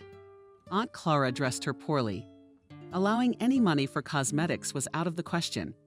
Even the food was Lily compared to the orphanage very meager. Today Aunt Clara cooked soup for the whole day. Tomorrow, again, she fried pancakes or baked pies for the whole day. Lily hoped that at least at school, she would be able to eat with her classmates in the school cafeteria. But no, the meal fee Aunt Clara thought was too much. So instead, she wrapped her foster daughters up with her. Still the same piece of cake, but the first time Lily really got up in arms was when she graduated from high school. Why would you want to go anywhere? Aunt Clara said firmly. I put so much effort into you, and now you're going to leave me. Girls don't need that science. You'll get married anyway. You'll have kids and then you'll abandon everything. Why don't you go be a saleswoman? There's a store near your house, 2 minutes away, and you'll get your paycheck right away. And the saleswoman lets you take home expired goods. These products will be very useful to us. Lily knew from bitter experience that it was useless to argue with her foster mother. The girl thanked fate that she had saved money in advance. She worked part-time, hiding it from Aunt Clara to walk and other people's dogs. And she even tutored children from junior high school. Lily found out the bus schedule in advance, left home at dawn, taking with her a minimum of things, her documents, and saved money, and left for the regional center. She had already turned 18, and even if Aunt Clara tries to look for her, she has no rights to return Lily. A few nights the girl slept at the train station as well. She didn't care what school to enter, as long as she got some specialty. And in the meantime to get a dormitory. Coming to the first college in the admissions office, Lily was confused. Fortunately, one of the teachers was a kind soul who talked to the girl, asked her what she could do, what she would like to do, and having heard that Lily likes to grow flowers, advised her to apply for landscape design. Unexpectedly, this choice turned out to be, as they say, an accurate shot on target. And Lily began to learn easily and with passion. Domestic problems were also solved. The college had a good hostel. Lily was put in a cozy room for 3. The roommates were good, companionable, and the girl herself did not notice how the years of study flashed by. When Lily got her diploma, she thought that she would have to work harder than the others. The other girls returned home to their parents. Some of them had gotten married in the meantime. Lily had to think about where to live and where to get the money to pay the rent. Fortunately, quite quickly she found her first clients, and soon with the help of word of mouth. Orders she began to have a lot. Now the girl could rent a modest apartment and buy herself everything she needed. Of course, the labor was not easy and mostly seasonal. In summer, Lily was busy from dawn to dusk. It was good if the customer was attentive and inviting the girl to work, would think about where she could drink tea, have a snack in the middle of the day, and wash in the evening. But many times Lily came home dead tired, dirty, and hungry. It was surprising that she had met Herbert in such an unrepresentable state. Lily was building a slide at a country house. She'd been working on it all day. She didn't think about how she was going to get home until 8 o'clock in the evening. People in this neighborhood were wealthy, they all had cars, and there was no public transportation. Lily was about to call a cab when a car pulled up beside her, and a man at least 10 years older than her offered her a ride. Lily was dense, dirty, and very uncomfortable getting into a shiny car like that. But the man didn't seem to be embarrassed by that at all. All the way they talked casually, and when they said goodbye, Herbert asked Lily to meet again. He courted her as if she were the only woman on earth. and very quickly he proposed to Lily. "I'm sure I've met the one I've been looking for all my life," he said. So why stall for time waiting for something? Before the wedding? Lily, no, and remembered David, the one she loved the most in the world. The new feeling couldn't be compared to the old one. But David was rumored to be living somewhere else in the city. He was working as a mechanic and slowly drinking himself to death. But most importantly, he wasn't looking for Lily, which meant he'd fallen out of love, so she could marry without remorse. But very quickly, after marriage, Lily realized she was in a mess. Yes, she now lived in a big, beautiful house and had enough money for everything: new outfits, her own car, traveling, not to mention good food, which meant a lot to Lily too. But Herbert turned out to be such a jealous and hot-tempered man that life with him became an agony. Lily was not only forced to quit her job, she found herself practically trapped within four walls. Before, the house had been guarded by a tall, clean-cut guy from a private security company. When Lily arrived, he was immediately replaced by an older, balding man in his 60s. There were security cameras in the house. There were surveillance cameras in the house, and soon Lily didn't dare to open the door to the mailman, or the pizza delivery guy, or anyone. And what good was it if she had her own car? She couldn't drive anywhere. If Herbert wasn't sitting next to her, another woman and in another situation immediately filed for divorce. But after Herbert had beaten Lily badly several times, he hinted that she would not have time to get help from anyone. He would just kill her. Maybe it was just a threat. But Lily believed it. She was so afraid of her husband now that as soon as he arched his eyebrows, her voice was taken away from her, and her hands began to tremble finally. He had no problem slapping her or pushing her, so that she flew to the opposite corner of the room. Lily always bruised very easily, and now she walked like a piano player at home. She had to wear clothes that covered not only her body, but also her arms and legs in the summer. Of course, with this way of life, Lily had no girlfriends, and after a few years she turned into a socially unadapted creature. Now, if she suddenly found herself alone in the city, she wouldn't know how to behave in a store or in an entertainment center. Lily felt all the time that her husband was watching her. Her movements were slowing down. They had no children, and Herbert already began to talk about the fact that it is necessary to go to the doctors and find out what is the cause. But one day, when he came home, he found Lily watching a soap opera with fascination. He couldn't escape her admiring gaze, and he decided that his wife had a crush on the actor playing the lead role. That day, Herbert was not in a particularly good mood. He had to deal with a lot of problems at work, including some not-so-pleasant ones, and he snapped. Lily had to call an ambulance. Herbert was very reluctant to let his wife go to the hospital, but the doctor cut her off. "We have to monitor her and rule out internal bleeding. Do you want your wife to die in your arms?" Before that, Lily had to lie to her heart's content that she accidentally slipped on the stairs and fell down unluckily like that. Of course, Herbert went with his wife to the hospital, but they couldn't give Lily a private room. It was all booked up, and the husband was kicked off the ward. "We have visiting hours and you can come back then." The ward manager cut him off, "And we'll talk to your wife about the nature of the injuries." So far, her explanation doesn't give me much confidence. Lily didn't start to feel better until a few days later. The whole time, she was a wreck. It was very painful to move. She was put on drips. Her arm was put in a cast. "Did someone beat you up?" "Who?" asked an elderly nurse as she scrubbed the floors. Lily nodded and couldn't help herself. She cried. Husband frowningly clarified the orderly with a mop under the bed. Lily nodded again. "So run away from him, silly, before it's too late," the orderly advised.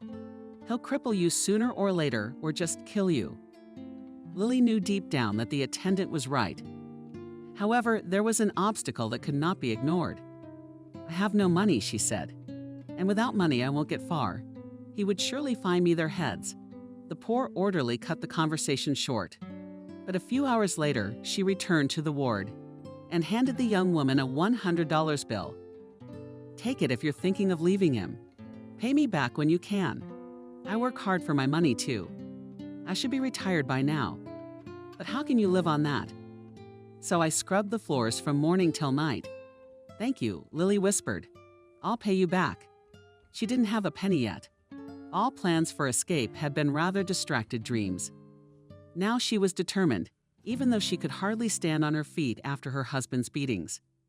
She decided not to escape at dawn.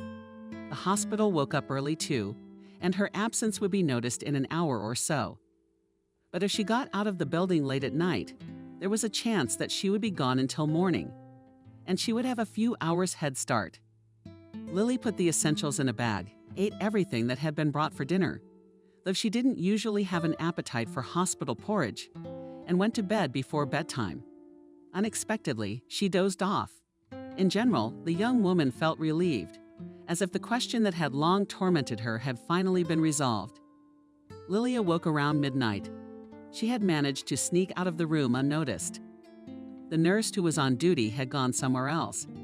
Lily went down to the first floor and slipped out the side door reserved for service personnel. She knew she wasn't going to the train station. There were 2 train stations in the city, one for the railroad and one for intercity buses. But the first bus didn't leave until morning. She would have to buy a ticket with her passport. She'd be found out quickly. The railroad was even worse. There was only one train through town that went to Chicago via New York. It stopped in the evening. And that's when Lily would be intercepted by her husband. The only way out was to get to the highway and hitchhike the rest of the way. That's what she did. The first trucker put her in his truck and dropped her off the next day in a big city. Here it was easier to get lost like a needle in a haystack. One problem. Lily had given him the only bill she had.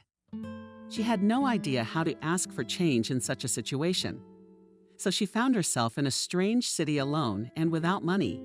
It was impossible to go to the police. The whole story would come out. She would most likely be sent to her place of residence. Finding a job would take a few days at best. You can't just take the first job that comes along.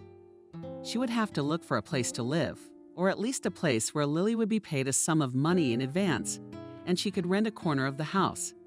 All the next day, the young woman wandered around the city and read the advertisements posted on bus stops and poles. Her situation was desperate. Here they offer a place for a caregiver, but she has no phone number. She can't call and make an appointment, and she has no money to pay for the call and machine. And there's no address on the ad. And another suggestion. Dumpling pilots are required, and there's even an address. But it's on the other side of town. And how do you get there? No trivia. A shuttle bus.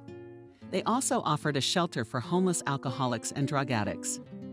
The ad guaranteed a night's lodging, food, a job with a daily paycheck. But Lily hesitated. She imagined what kind of contingent would be there. She still felt very ill. Her arm ached, and she was dizzy with fatigue and hunger. Lily found some change in her pocket and decided to go to the store to buy at least some bread. She was out of luck. There were no cheap loaves left on sale, only expensive slices in cellophane. Nearby on the display case were different kinds of nuts, and Lily couldn't resist. Her hand reached out, as if the young woman remembered her childhood in the orphanage and David, who from time to time stole chocolates from the store for her girlfriend. But Lily is grabbed by the arm. The guard about 5 years older than her was a tall guy. "Come with me," he commanded. "But me, I'll put everything back. I haven't eaten anything in the hall yet," fed Lily. Without saying a word, he led her into the back room and told her to take off her clothes. Why? She was scared. "How do I know what else you've got in your pockets or in your bra? You women have such a huge anatomy. Get undressed. Or shall I call the police?" Burning with shame, Lily began to take off her blouse. It was very uncomfortable for her. One arm was in a cast, but she managed to pull the bra strap off her shoulder, revealing a tattoo of a dragon with a rose. "Stop," suddenly the guard said. And Lily noticed the change in his voice. "Where did you get that?" The last thing the young woman expected was for the guard to be interested in the tattoo. And this was stuffed a long time ago in the orphanage. She also said and regretted mentioning the orphanage. Now the guy will definitely think that she is a thief. After all, for the orphanage runs a bad name. Take the change. Good price for a couple of uneaten nuts. Lily almost cried. Saidi but at her the guard and hurriedly pulled out a phone. "Who are you calling?" Lily was frightened, but the guy didn't listen to her. "Mom," he said. When Mom was picked up on the other end, she seemed to have found herself. "I've regretted putting my daughter in the wrong hands my whole life. Now I can already summarize and realize that my story is unconventional. The first time I got married right after the institute, but it did not bring me happiness. We had no children, but I had a niece, Daria. My older sister moved to France on a program to work there as a nanny. She left her only daughter behind for now. She told me she'd pick her up later. She called me and told me the Americans were so smiling. You left your own child to nurse ours, and Daria grew up quietly in our home. And now I had no doubt that she would stay with us for good. It's hard to walk in heels, especially if you're not used to it. It's true that not all heels are suitable for the habit. I remember when I went on duty at a printing house in another neighborhood. In high stilettos, only to go to the theater in them. I went home barefoot. I don't care if it's the main street. I don't care if they take me for an idiot. But what bliss! And these boats are medieval instruments of torture come to life. Most of all, I wanted to unscrew the heel and throw them in the nearest garbage can. But on such high, but stable, as on my black shoes, you can walk a lot and a long time. Last year, walking was the only thing that saved me from despair. A feeling that has no right to be. What do you mean it doesn't have a right to be? Any feeling that isn't evil is worth living. And to trample for the first time, breaking through the routine of everyday life and love, figuratively speaking, to step on it is not a foot. The routine was still that. Husband came from work and lay down. The dominant position was horizontal. It didn't matter what to watch, Village of Fools or How to Become a Millionaire. TV, good screen, big couch, soft comforts and snow. It does not matter to read a novel in the fantasy genre, studying along in a cross or a primer forgotten on the table. Never mind sleeping or awake, but lying down, but not saying an extra word. Not participating in the life of the family at all. So I've always thought of myself as a single woman. Taking seriously for a friend this addition to the couch. The cushion didn't work, and there was still time for reflection, despite the external business. It's a waste. They say that physical work distracts from thoughts. Washing machine hums, hands rinse heavy snow under the blanket or peel potatoes, or wash floors on automatic. The head thinks and thinks. And in the end, neither from these endless affairs nor from the thoughts that do not leave neither day nor night. I want to sob and whimper, "God, I'm so tired," and then lie down and die quietly. All around, life was boiling in all its manifestations. It was spring outside with a bright, tender sun. Everything was beginning to grow. And while every blade of grass was perceived as a holiday, its later will start to understand. Radish weed aside, radish pro weed. And meanwhile, nettles for happiness. Its first leaves fluffy emerald birds in their special spring voices so early in the morning, when almost darkness is a little paler than the real night. Daria is waiting for me at home. She has 3 silences of her own. Silence 1, only the rustle of pages can be heard behind the lessons. 9th grade is still without a tutor. We save money. We're saving money for university. Silence 2, in front of the mirror, only the clatter of heels when turning here and there. The other day on Saturday, I wore my most expensive shoes. Of course, she wasn't working. She was standing off to the side. And guys were distracted by it, because in such a form not to rake the garbage. And for disco, a mini skirt, net tights and shoes with rhinestones. Quiet. 3rd computer game. Her favorite game. A town populated by fictional characters. If at first she played by the rules like kids play dolls, build a house, leave it, supply it, populate it about the family, now Daria entertains herself by acting out whole shows. She has, for example, show hunger. She buys a luxury mansion for hers that has everything from a telescope to a swimming pool. Everything except the refrigerator.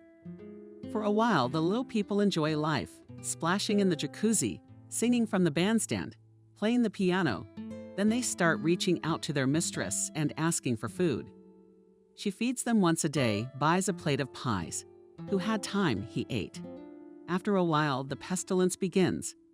To sad music, death with a sight comes for one or the other. An urn with ashes is left in place of the deceased. Daria immediately sells the urn and the house becomes haunted.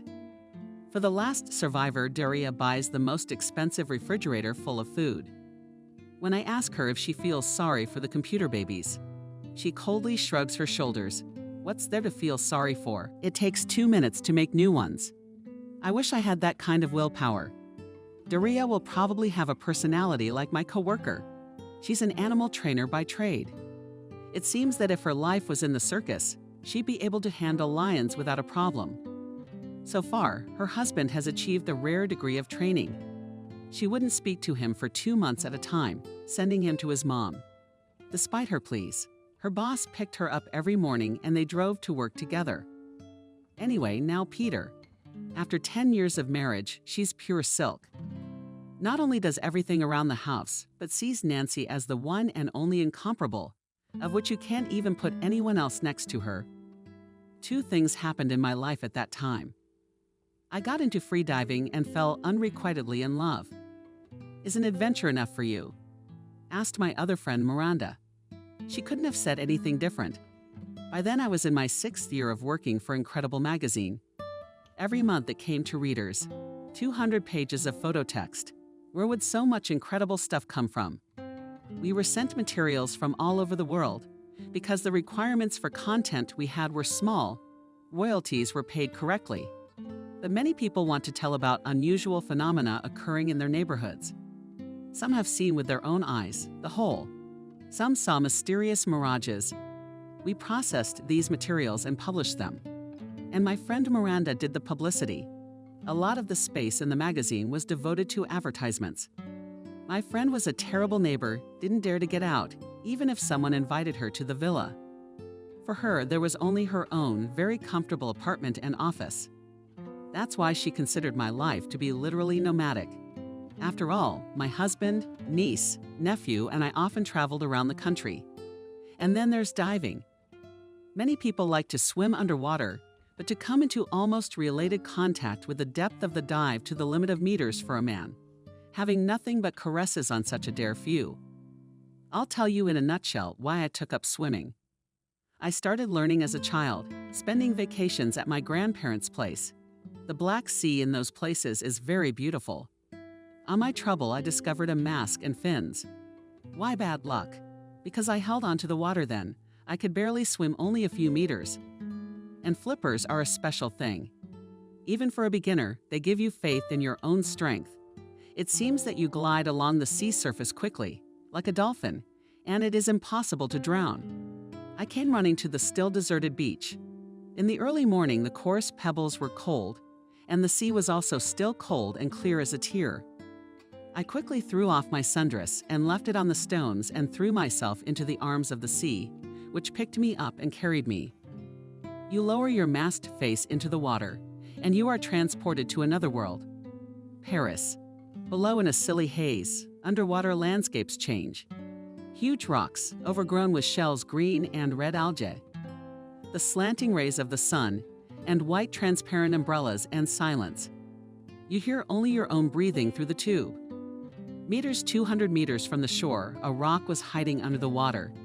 You can sit down, have a rest. And from the shore, the sight is fantastic. A man sits in the middle of the sea as if he weighs nothing, or he could walk on the water like a saint. I ran my fingers through the thick, fluffy seaweed that covered the rock.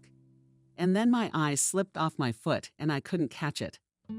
That's how I was left completely helpless quite far from the shore back I could not. After all, I couldn't hold on to the water very well, and the distance was long. I had to wait until there was someone I could call for help. In the meantime, the only thing I could hold on to was to keep the waves from washing me off the rock. And then I saw the girl, where she had swum from, and where she was going. A small black head flashed in the waves. The girl was paddling leisurely and with the confident movements of an experienced swimmer. "Help me, please," I shouted. It was embarrassing to ask, but it was even more frightening to be left without help. It's so easy to drown. I explained in a few words what had happened. The girl dived in silently. She didn't show her face for a long time. Then she surfaced and handed me my blue flipper with new speckles. "Now you can go back to shore," she said calmly, and she swam on. The same measured sweep of her arms, and soon her black head was no longer distinguishable in the waves. From that moment I realized, firstly, that I had to cope with any situation on my own. And secondly, I decided to learn to swim as well as this stranger. And I did. What's more, I began to dive to considerable depths without scuba diving. Free diving requires from a person long for several years of training and all the strength. Several times I surfaced from great depths, being on the verge of consciousness. Blue lips. The depth must be honored. The depth calls. I want to go into it and never come back. Every dive is a risk, the way athletes usually play with death. I had a period of depression after a few serious dives, claimed marks in competitions. I achieved then. The computer on my wrist showed it. But by some miracle I pulled myself to the surface, I don't remember. And not at that depth. I was drawn downward, slipping and sliding further into that blue. Just a little bit more. And if it wasn't for my body, my mind would have stayed in the depths forever. And then I couldn't see water for a long time, not even in a glass. I thought it was the end of my normal life. But there was a man who took it upon himself to cure me. He was the head of the department in our town.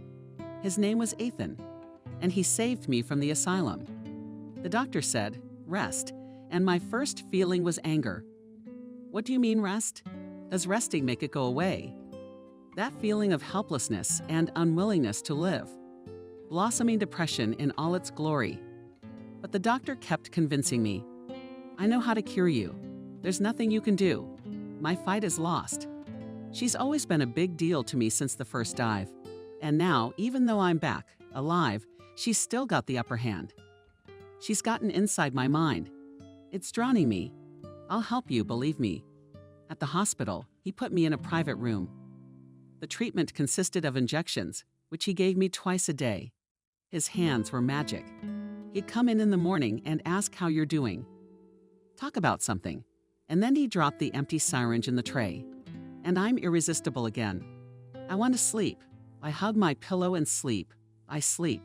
A respite from the nightmares that are becoming habitual. Before, in almost every dream, I saw that I overestimated their strength, lost the very point of return, and I cannot resurface. I, spreading my arms, as in a soft change, go into the depths, into the abyss. And here, for the first time, I began to sleep with a dead sleep, without heavy dreams. Ethan came in one day and I cried. He looked at my face and put the syringe away. And now, he said, we'll get better slowly. From that day on, I sat on the balcony in my bathrobe. 4th floor, he'll see? She doesn't even know how to do anything. And cried. Crying as much as you want? He said it was okay. Remember the old fairy tale about paradise? Only with tears came out of my eye a shard of the magic word mirror. I fell in love with this man, as we fall in love with our saviors, with those who delivered us from physical suffering. And my love was torn because it was unrequited. No, this man was not married, and I did not bring down anyone's family. But he valued his freedom above all else. He wanted to improve his career, travel, socialize with friends. On the other hand, I had a husband, and he didn't deserve for me to cheat on him. If Georgie had reciprocated my feeling, everything would have been solved. Simply, I would have honestly told my husband that I had fallen out of love with him, but no one promised me anything. And if I did decide to divorce, I'd be alone. I read somewhere that the true hell is loneliness, not fires, not devils, not frying pans. Loneliness. When I met Ethan, I thought I was done with loneliness forever. I'd made a friend. I didn't want to see, realize, and accept what was obviously different for Ethan. I was just a patient, shallow, unobtrusive patient who was simple and easy to relate to. Besides, he had healed me, and that too was a reason for him to treat me with warmth. But they were all wonderful and agonizing too. Those days in the hospital, we walked on paths strewn with pine needles. We sat on a bench by the pond. I'd tell something interesting from my life thanks to the incredible. There was more than enough to go around. Ethan talked about the clinic, about his patients. There was something elusive missing from our conversations, something that would allow me to rest my head on his shoulder and close my eyes. When I got back on my feet, I went to see a psychologist. In our town, 2 husband and wife were considered the best in this field. I scored the reviews on the internet and realized that the husband is actually a wife hater. Clients sadly wrote that he opened their eyes and that it turns out in all the troubles in their lives they are to blame themselves. Why did they return to this psychologist? Again, it was a mystery to me. I went to see his wife, an attractive, well-groomed woman. About 40 years old, her name was Maria. "Love brought me here," I said. "I can only be happy for you." She smiled. Unrequited, I clarified. Love. In any case, a gift from God. And even if unrequited, it can bear fruit. Spiritual growth, wisdom, experience. Sit down, let's work. Maria. She told me to sit in the chair, cover my eyes, and relax. "What has offended you the most?" she asked, switching to you. I thought for a few moments. While Ethan was treating me, he was impeccably polite and attentive. That I was getting better. The treatment was over. It was time to get back to my life. He discharged me. I blew my nose like a little girl. And he said goodbye like a regular patient and didn't say he wanted to see me again. Didn't even ask for my phone number. I see. Maria began to speak slowly, clearly. She was suggestive. "Now it's night for you." A night when everything from the tips of your toes to your scalp hurts, but it hurts the most to breathe.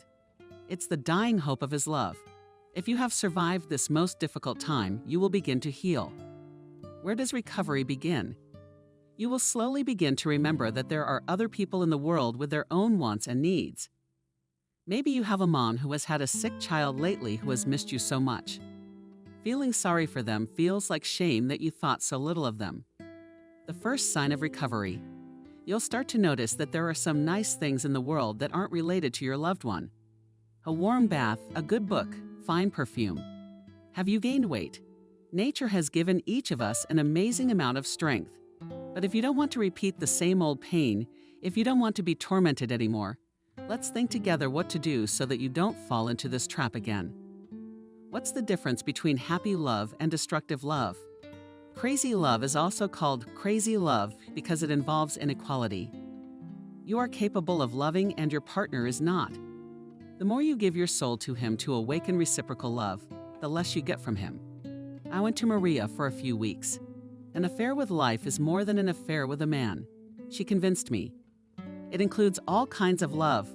Love of family, of home, of animals, of one's business, of a beautiful city, of good weather, and of course of men too.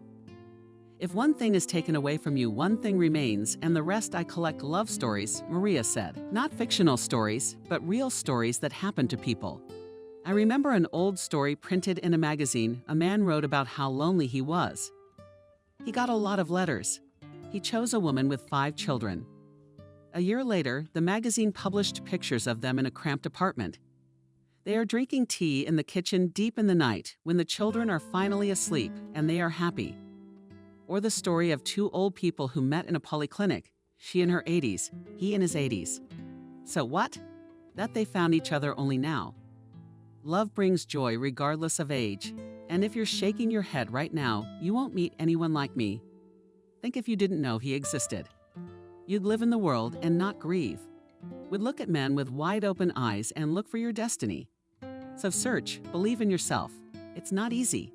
It takes a lot of work to bring out the best in yourself, that only then will you feel that you live in complete harmony with yourself, that you're happy. I guess God heard Marina and sent me another version of happiness. I realized I was pregnant. For years, my husband and I had dreamed of having a child, but something prevented me from rejoicing with all my soul. I guess I had a premonition of the future. Time after time, the doctors didn't like the ultrasound results. And I realized that probably everything I had been through had taken its toll on the baby and my diving to greater depths, and the medications I was given at the sanitarium. In the end, when my daughter was born, I was told that she would not be a full human being. Everyone convinced me to give her up, from the midwife at the birth center to my husband. Have you found out you're not infertile yet? The doctors assured me, you'll take care of yourself. You will lead a healthy life and give birth to a normal child. Is this girl capable of destroying your family? Men can't stand living in a family where children are constantly sick with no hope of recovery. For a bitter minute, I agreed, signed a waiver to give up the baby. I was burning with guilt. I tried to find out something about my daughter at the orphanage where she'd gone, but they told me pretty quickly that the girl was adopted. She's hopelessly ill. I exclaimed, so some kind people found her. The headmistress shrugged her shoulders. They decided to make sure that the girl, the rest of her century, to live in good conditions. She didn't know my story and didn't want to get into it. My guilt was compounded even more. My sister finally obtained citizenship in Paris and took her daughter to live with her. Daria was leaving with enthusiasm. Young people love to travel. And fate brought Ethan and me together again. Ethan did not like holidays for the imposed obligation to have fun. He didn't like Christmas, especially not as a human being. This is not law-abiding Germany, where not only every visit is scheduled, but even every smile, gift, and candle burning. We have a hand here, a shoulder unfolded. And the fact that they invented these Christmas vacations in imitation of Europe, so it is a punishment in general. People simply consider it their duty to scroll through a month's family budget in the first 3 days. And what to do with the rest of the days? He doesn't know. And those who vacation in Courchevel are out of the question. They are few, and they have their own parallel world, which has nothing to do with the lives of ordinary citizens. And it's these ordinary citizens who become the patients of their department. This time they stayed with Jack and a recent medical school graduate. Of course, if Ethan had his way, he would have banned paid medical education. And to get it into the heads of some smart heads and lawmakers, he'd suggest that they and their relatives get their surgeries from the likes of Jack. But the sneaky part is that they would be treated by luminaries of learning. Jack attends surgeries and learns from senior colleagues. The process seems to start from scratch. He doesn't know the most basic things. And if anything, he'll honestly admit he hasn't been to any of these lectures. If Jack ever becomes a normal surgeon, Ethan can safely go to the theater as a potential ballet dancer. Jack flew into the resident with his eyes popping out of his orbits in horror. Ethan screamed he's in the emergency room with a man brought in and blood pouring out of his stomach. Massive bleeding. Look, hurry up, I'm scared. Ethan ran to the emergency room. There, a citizen lay on a stretcher and quietly moaned, pressing his hand to his stomach. His plaid shirt was soaked with blood from massive bleeding. The casualty was perhaps a little too ruddy. Ethan lifted, tugged at its material, and saw that the citizen's stomach was mechanized. But the persistent odor of booze would have knocked anyone off their feet. Blood was pooling from a deep cut on his right arm and a narrow trickle dripped from his broken nose.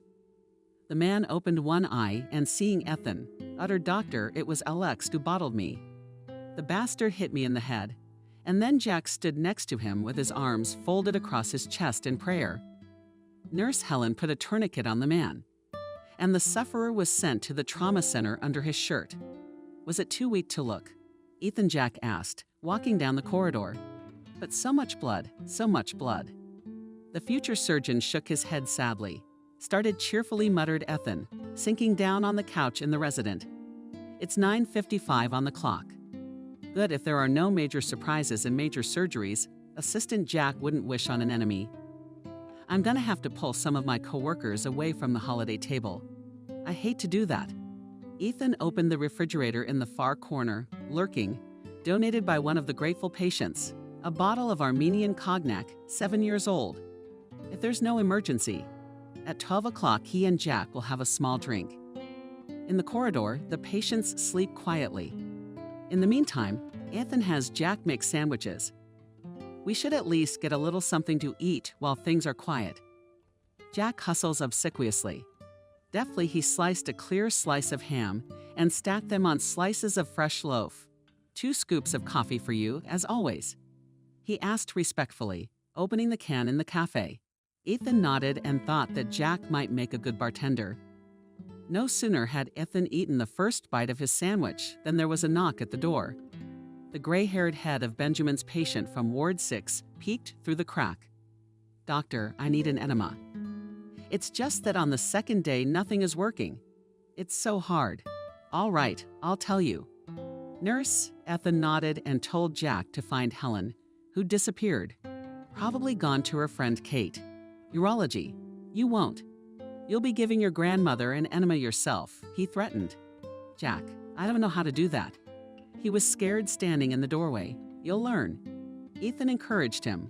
10 days ago, Benjamin was brought to the ward in the most serious condition 80-year-old old woman. As it turned out, she had eaten a guest and some lard, and she was twisted. So the poor woman could not breathe, could not charm.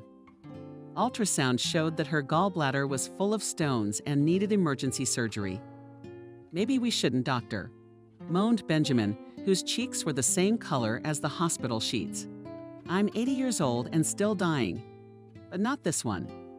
You could have done it at home in your own bed without me. Ethan cut him off and told him to get the operating room ready. 3 days later, Benjamin was already shuffling down the hospital corridor and was taking a keen interest in life. During her rounds, she didn't miss an opportunity to ask Ethan if he knew anything about his marital status. That cute old guy from the room that was operated on a week ago? I don't see anyone coming to see him, Benjamin sighed. Perhaps he is a childless widower.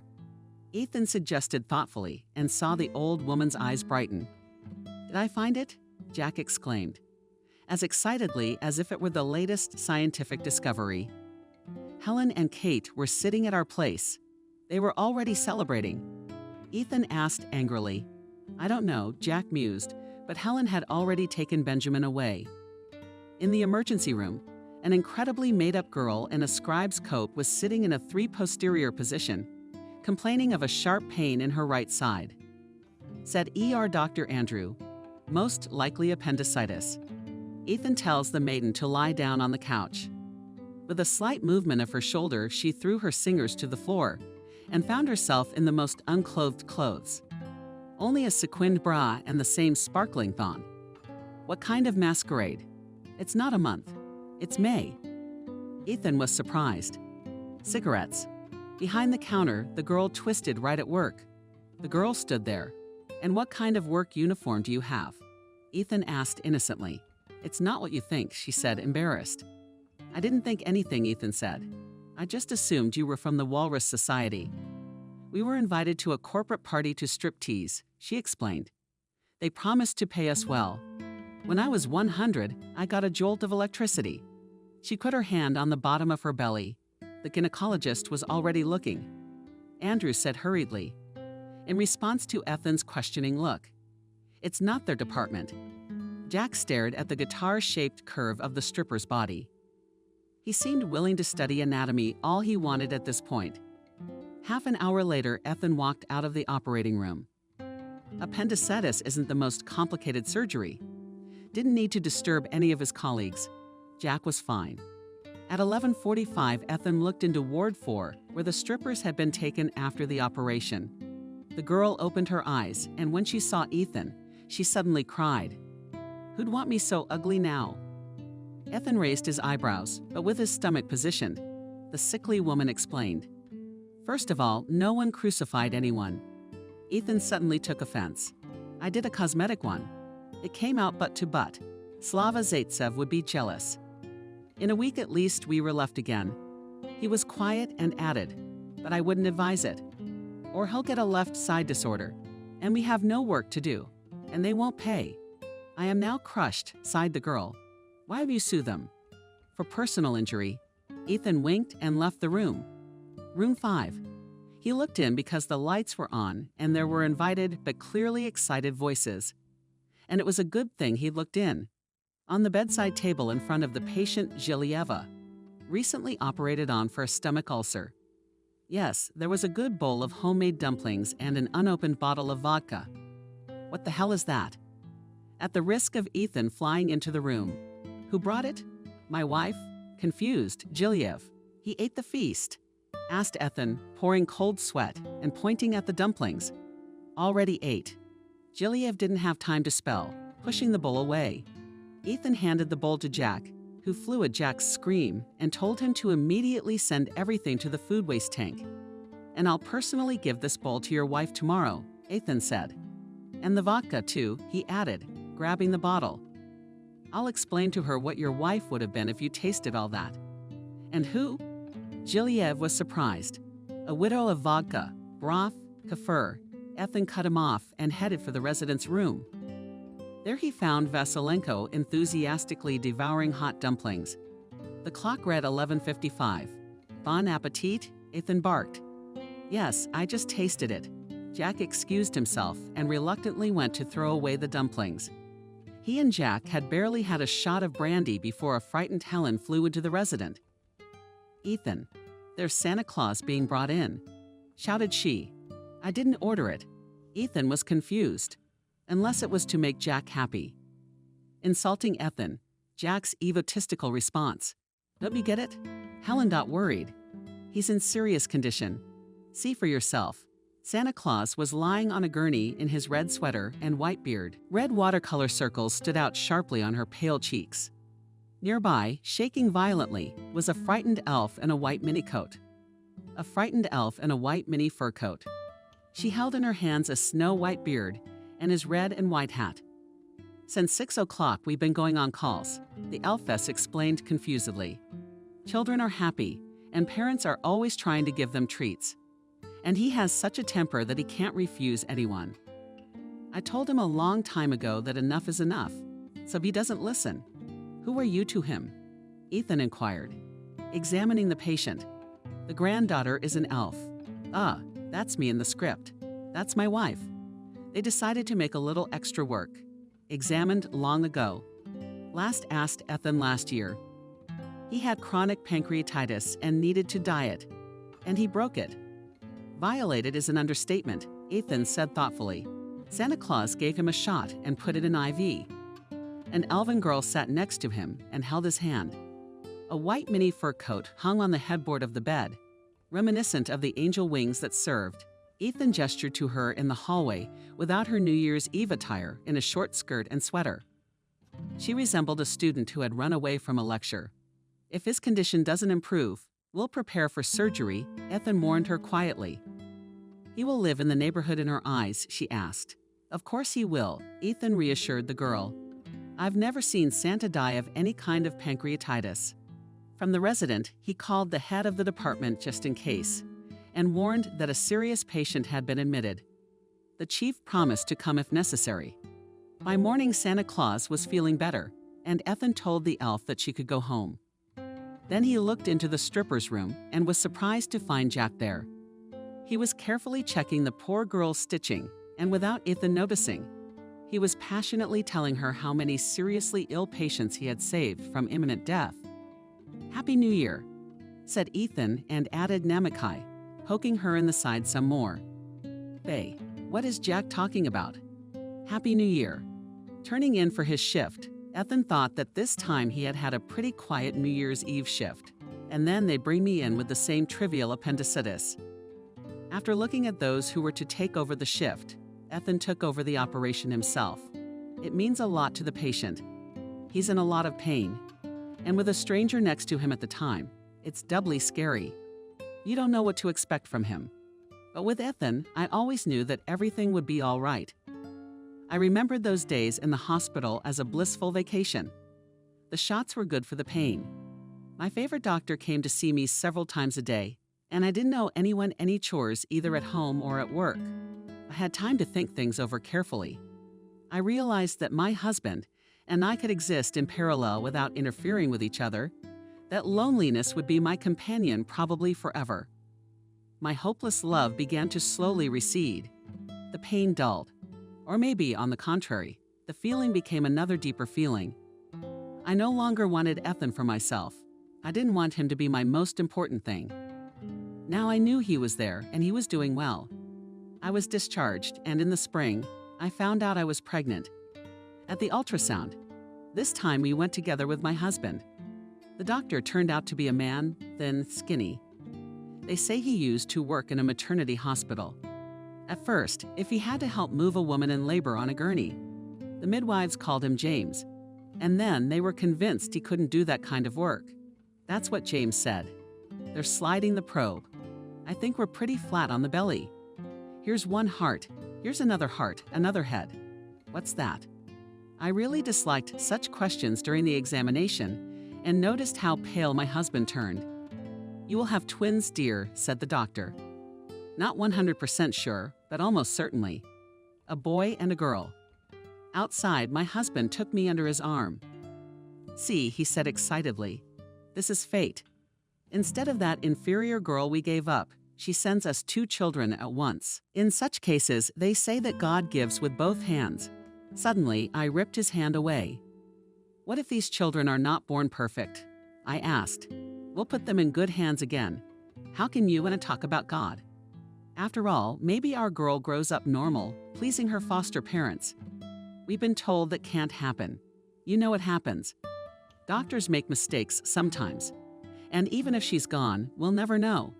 It'll haunt me for the rest of my life." We didn't talk the rest of the way. I did give birth to a boy and a girl. I left my favorite dives. I didn't care about that anymore, except to the sea. We could sometimes get away with the kids, but the country was taking a turn for the worse.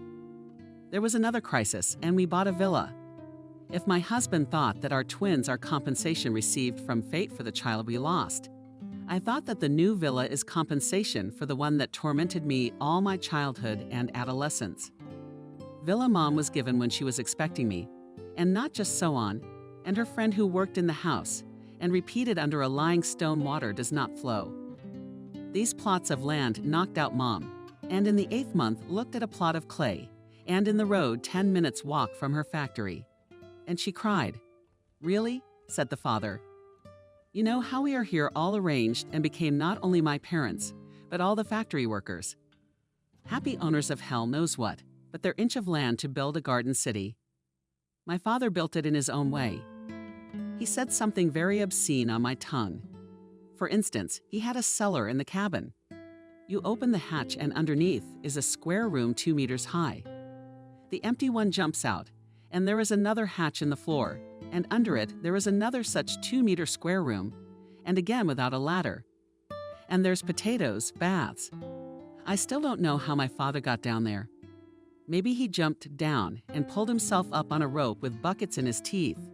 But nothing's been stolen from us in a quarter of a century. Thieves opened the hatch first. They'd see it was empty, and they'd leave, disappointed. Once they could not contain their feelings and wrote on the wall of the cabin in big blue letters, GOAT. That's what we've been calling it ever since, Villa, Villas, GOAT. But kind of like Pippi Longstocking had a chicken. And my dad also raised chickens. He'd buy chickens, spread a few bags of millet on the floor, put a pot of water on the floor, lock up the house and leave. He'd come back and they'd be all grown up. They wandered not in yellow down, but in white feathers. The chickens grew up quiet and without problems. Mom loved the villas to the point of madness. At one time, she chose the institute on the principle that would not leave the city. And in the city was one polytechnic, and my mom, instead of going to any university biofaculty or agricultural, became an engineer. And for more than 30 years, she settled down in the design office. And so after a full day in the red-hot reinforced concrete thighs, Mom would break out in the evening, crushed and goat. She could graft 25 new branches onto one apple tree. She was chewed out, even sticking her dry sagebrush into the ground. Although around the plot allocated for summer houses were solid chemical plants, not caterpillars. Not even the worms didn't survive. After the factory emissions, probably the vegetables and fruits that grew here weren't useful. And if they were tested, they'd be off the charts in terms of different chemical compounds. But my sister and I grew up on it. The harvests, against all odds, were spectacular. Just a sea of strawberries and raspberries, pears, apples. We never had a car, and we had to carry the harvest home ourselves. So when I remember summer, I'd always have a bucket of cherries in one hand and a bucket of currants in the other, and with all that weight a long walk under the hot sun to the bus stop. And my sister with bags with all sorts of strong carrots. And in the summer, we always turned off elevators and hot water. So we had to carry the crops up to the 8th floor. And here you are dirty, tired, angry. There's no warm water to wash yourself, and the crops still have to be processed. Such a quantity won't fit in the refrigerator. And without a refrigerator, it's lost. I remember my sister came in to make apple juice. I was juicing. It was bouncing and vibrating on the table. How much juice did you squeeze? It's bouncing and vibrating on the table. And everything's gingerly singing. And the walls and the ceiling, and my sister's all upside down. Even her glasses are splattered. And she curses in a way that would make the laborers rest. Where did that come from? And then my sister and I insisted and sold the villa. My sister hated it. I didn't like to work the land at that time either. A neighbor bought it to combine 2 plots. That's how much my mom's teeth cost at that time, which she had done in a private office. But the teeth were uncomfortable. They were more and more in the glass. And then our dog turned the glass upside down and ate the teeth. I didn't marry the children. In the summer, we now lived in a cottage where my little ones could run barefoot. It was good that they grew up alone. The neighbors had no children. But my daughter and son were not bored without peers. They had enough of each other, although the twins were born just 5 minutes apart. They were very different, Anna and Max. Anna, as they say, is a princess. She was always a terribly fidgety child, and to force her to sit still and do things quietly, I would pull out my wedding dress and put it on her. It seemed so unimaginably beautiful to Anna that she would freeze and be afraid to move. And she'd sit there for an hour or two. All so beautiful. She was not yet 2 years old when we went for a walk in the city center, and I took her to a wedding dress salon out of sheer wit. There was my dress on Flower Boulevard. Not the only one. My God, it was like a savage who had prayed for his crystal beads all his life, and suddenly found himself in a shop full of costume jewelry. Anna grabbed the 2 nearest dresses with a dead grip and howled, "Mine." We managed to take her away, only by promising that in another store dress even better. So my husband and I took her to several more stores and only then lured her to the bus stop. And then she howled all the way home for the hour we drove. And for Christmas we gave her her own dress, an airy princess dress made of white netting with stars and turnovers. It was a delight. It can't be told and can't be described. The trouble started when it was time to take the dress off. She was only 2 years old at the time. Time to eat and bedtime. So do we shake Anna out of the dress? And from then on, until she grew out of that outfit. My daughter's greatest happiness was to dress up as a princess. Max is different, completely indifferent to clothes. It's hard to convince him to change from dirty to clean. His main hobby is animals, anything from a butterfly to an elephant. Of course, my son rarely sees elephants. Only when we go to the zoo. And it all started with the fact that being very young, my son was sick. He lay quite sick and miserable and asked for a rabbit. In case you didn't know, the only way to have fun with a fever is a rabbit. When I got my paycheck, I went to get a rabbit. Hare at that time in the city had when I ran a few stores and only in the last saw this creature. In the cage sat a rabbit dwarf, small, white, the size of a rat. I bought it, brought it in. Max, of course, was in complete delight and was afraid to breathe on him. In the morning, everything was fine, but in the afternoon, the rabbit fell on its side and lay down. Only the whiskers move a little, and he snores a little audibly. We call the vet.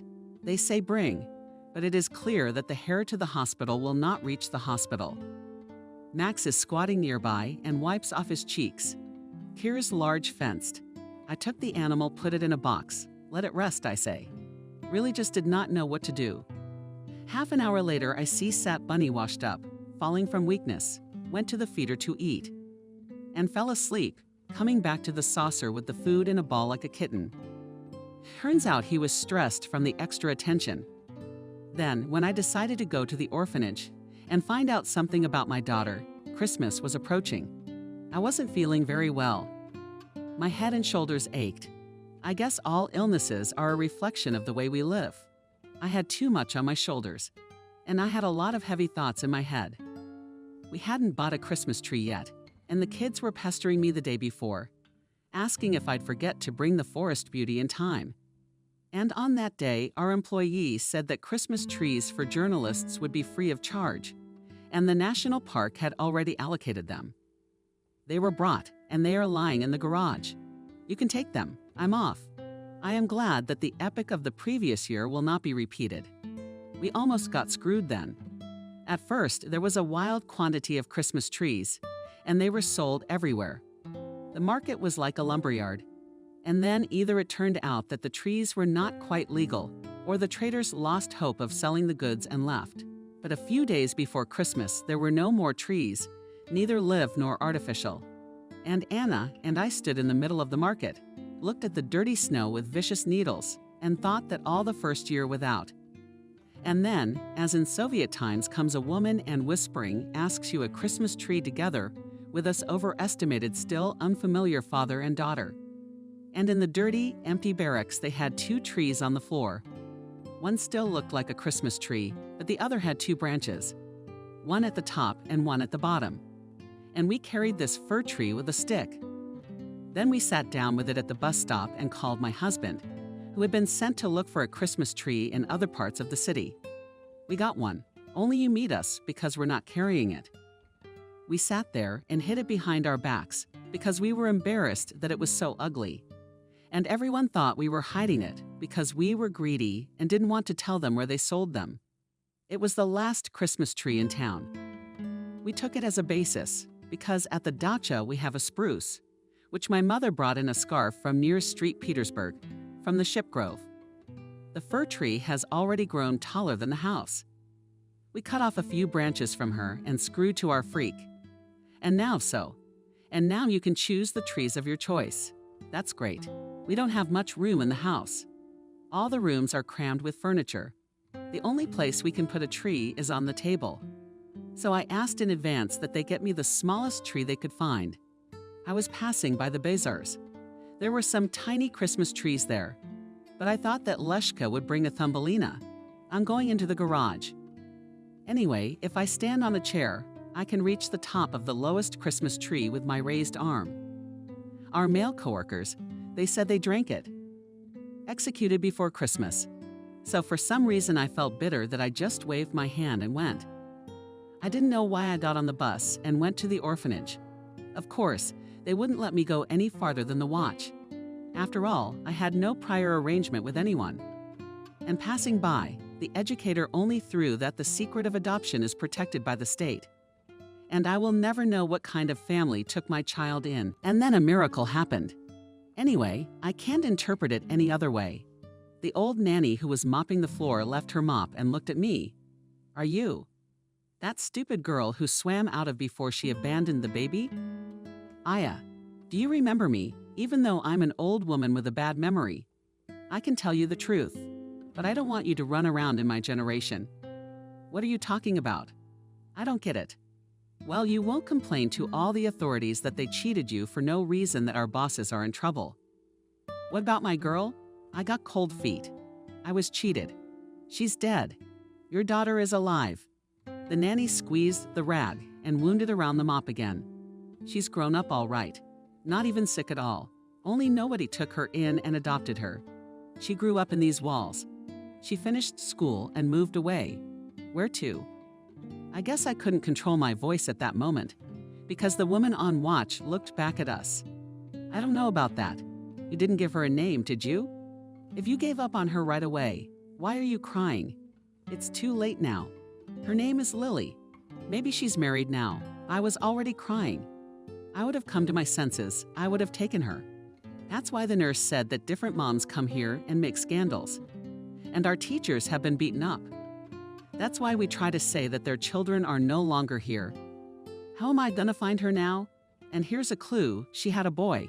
And once they ran away from the orphanage together to a tattoo parlor, they beat a dragon and rose on her shoulder. They'd fought a lot, then the teachers. But she didn't remove the tattoo and probably wears it today. It's a hard life here, Mama. In winter, we barely managed to get the boiler room repaired. There was a glacier in the bedrooms, and our headmistress doesn't catch mice. The kids complain that they're cold, and she said get a second blanket. At home, I did not answer the questions of my husband's children. I lay down and turned my face to the wall. I could not imagine what my girl had become, because I had hardly seen her. For some reason, I remembered my own youth. It was cold in our dormitory at the university, too. In my first year, in September, I lived alone in our local room. The students were sent to work on the collective farm, and we were left to clean the classrooms and the dean's office. I remember evenings when, having collected from all 5 beds green and blankets with crimson stripes around the edges, I folded under them with my teeth and warmed my hands over the electric stove. The stove was illegal. Cooking was supposed to be done on the only 3-burner electric stove on the floor. Only one of the burners could bring food to a boil. And you could not turn away, move away, go to get onions, salt. Everything was stolen from the pot. A piece of chicken, half a raw potato, so half a raw potato. Yesterday's applicants, we were still children. We had to get used to the fact that for potatoes we had to go to the market, to the other end of the city, and we would not see milk at all, because bottled milk in stores is bought up in 2 hours, and bottled in the evenings you can get only in the outskirts of the stores. And if someone from the dormitory wanted to make mashed potatoes and began to sip potatoes, he was snidely asked if you have milk. Usually the potatoes were just mashed with water and butter. What we ate then? In the morning we thinly sliced onions and poured mayonnaise on them and put them on a piece of bread. In the evenings we cooked chicken soup and occasionally from the scholarship allowed ourselves to go into dumplings. It's expensive, variable, but it's still crowded because the dumplings are delicious. We stand at the tail end. The lines are long. From time to time the cook comes over to them and we see what they hold in their hands. If it's mitten-sized, we hang it up. The line sighs disappointedly. If it's a colander, it's a sit-down. And those who are first in line now will get their portions. And me and my girlfriend will be at a table in a dark corner. You pour in your plate on the smoking dumplings. Half a cup of sour cream each to keep you satiated for a long time. My girl in kindergarten must have lived on hunger too. Then I remembered the library where I spent a lot of time during my school years. It occupied one wing of the Opera and Ballet Theater building, and in the other wing there was a choreographic school. The girls and boys there also lived in boarding school. I imagine how in the evenings these girls ran on the floor of dark staircases, tangled in down and shawl, because it's cold here. I saw it all as if it were his. Their shapely legs in point shoes, and their hair tightly tied at the back of their heads, and I could hear what they were saying in the bedrooms. And soon they'll be dancing the Nutcracker because Christmas is coming. What can we get ourselves for Christmas? There's no makeup in the stores. I mean, they sell mascara. It's a block of black stuff as hard as granite that you have to thaw out before you can put on makeup. It's not like now, when everyone's excited about you and you're excited about the furniture. From the gypsies who occasionally sweep with their skirts near the stores, you can get polished shadows or lipstick, even in the bluest and lilac colors. Under the dead man, we buy perfume. They were magic at that time. You could perfume a sweater and then wash it dry. And there was still a faint odor. How much was there? Watercolors, with a lower odor, or Romeo and Juliet in Riga. 2. Boxed bottles on white silk. Juliet smells like jasmine. Just before the holiday, everyone in the group drops 50 cents each and raffles off a bottle of champagne that someone has gotten, because there is no champagne in the stores either. I remember taking my children to the theater and what a celebration it was for them. We saw Silva. We were sitting in the front row. One of the characters dropped a champagne glass and it shattered. And then the dancers come out. If they were wearing shoes. No, point shoes. The stage is tiny and the dancers have to waltz right into the shards. At the very last moment, one of the artists leaned over and in one movement all this glass with a comb in the palm of his hand. And then Boney M. They got into a fight, and Boney screamed. Careful, he has a new disease shaking. Max whispers to Mom, what 3 bitches he's got, where it's shorter. I covered my face and sobbing. The librarian looks on with laughter. And then Silva swung his black bow over us and feathers flew on our heads. That's the kind of theater lovers we were. I could never agree with those people who think that time flows slowly. For me, it was always galloping. I think I just took my kids to first grade. Here we are with parents standing under the office door and waiting to pick up our kids.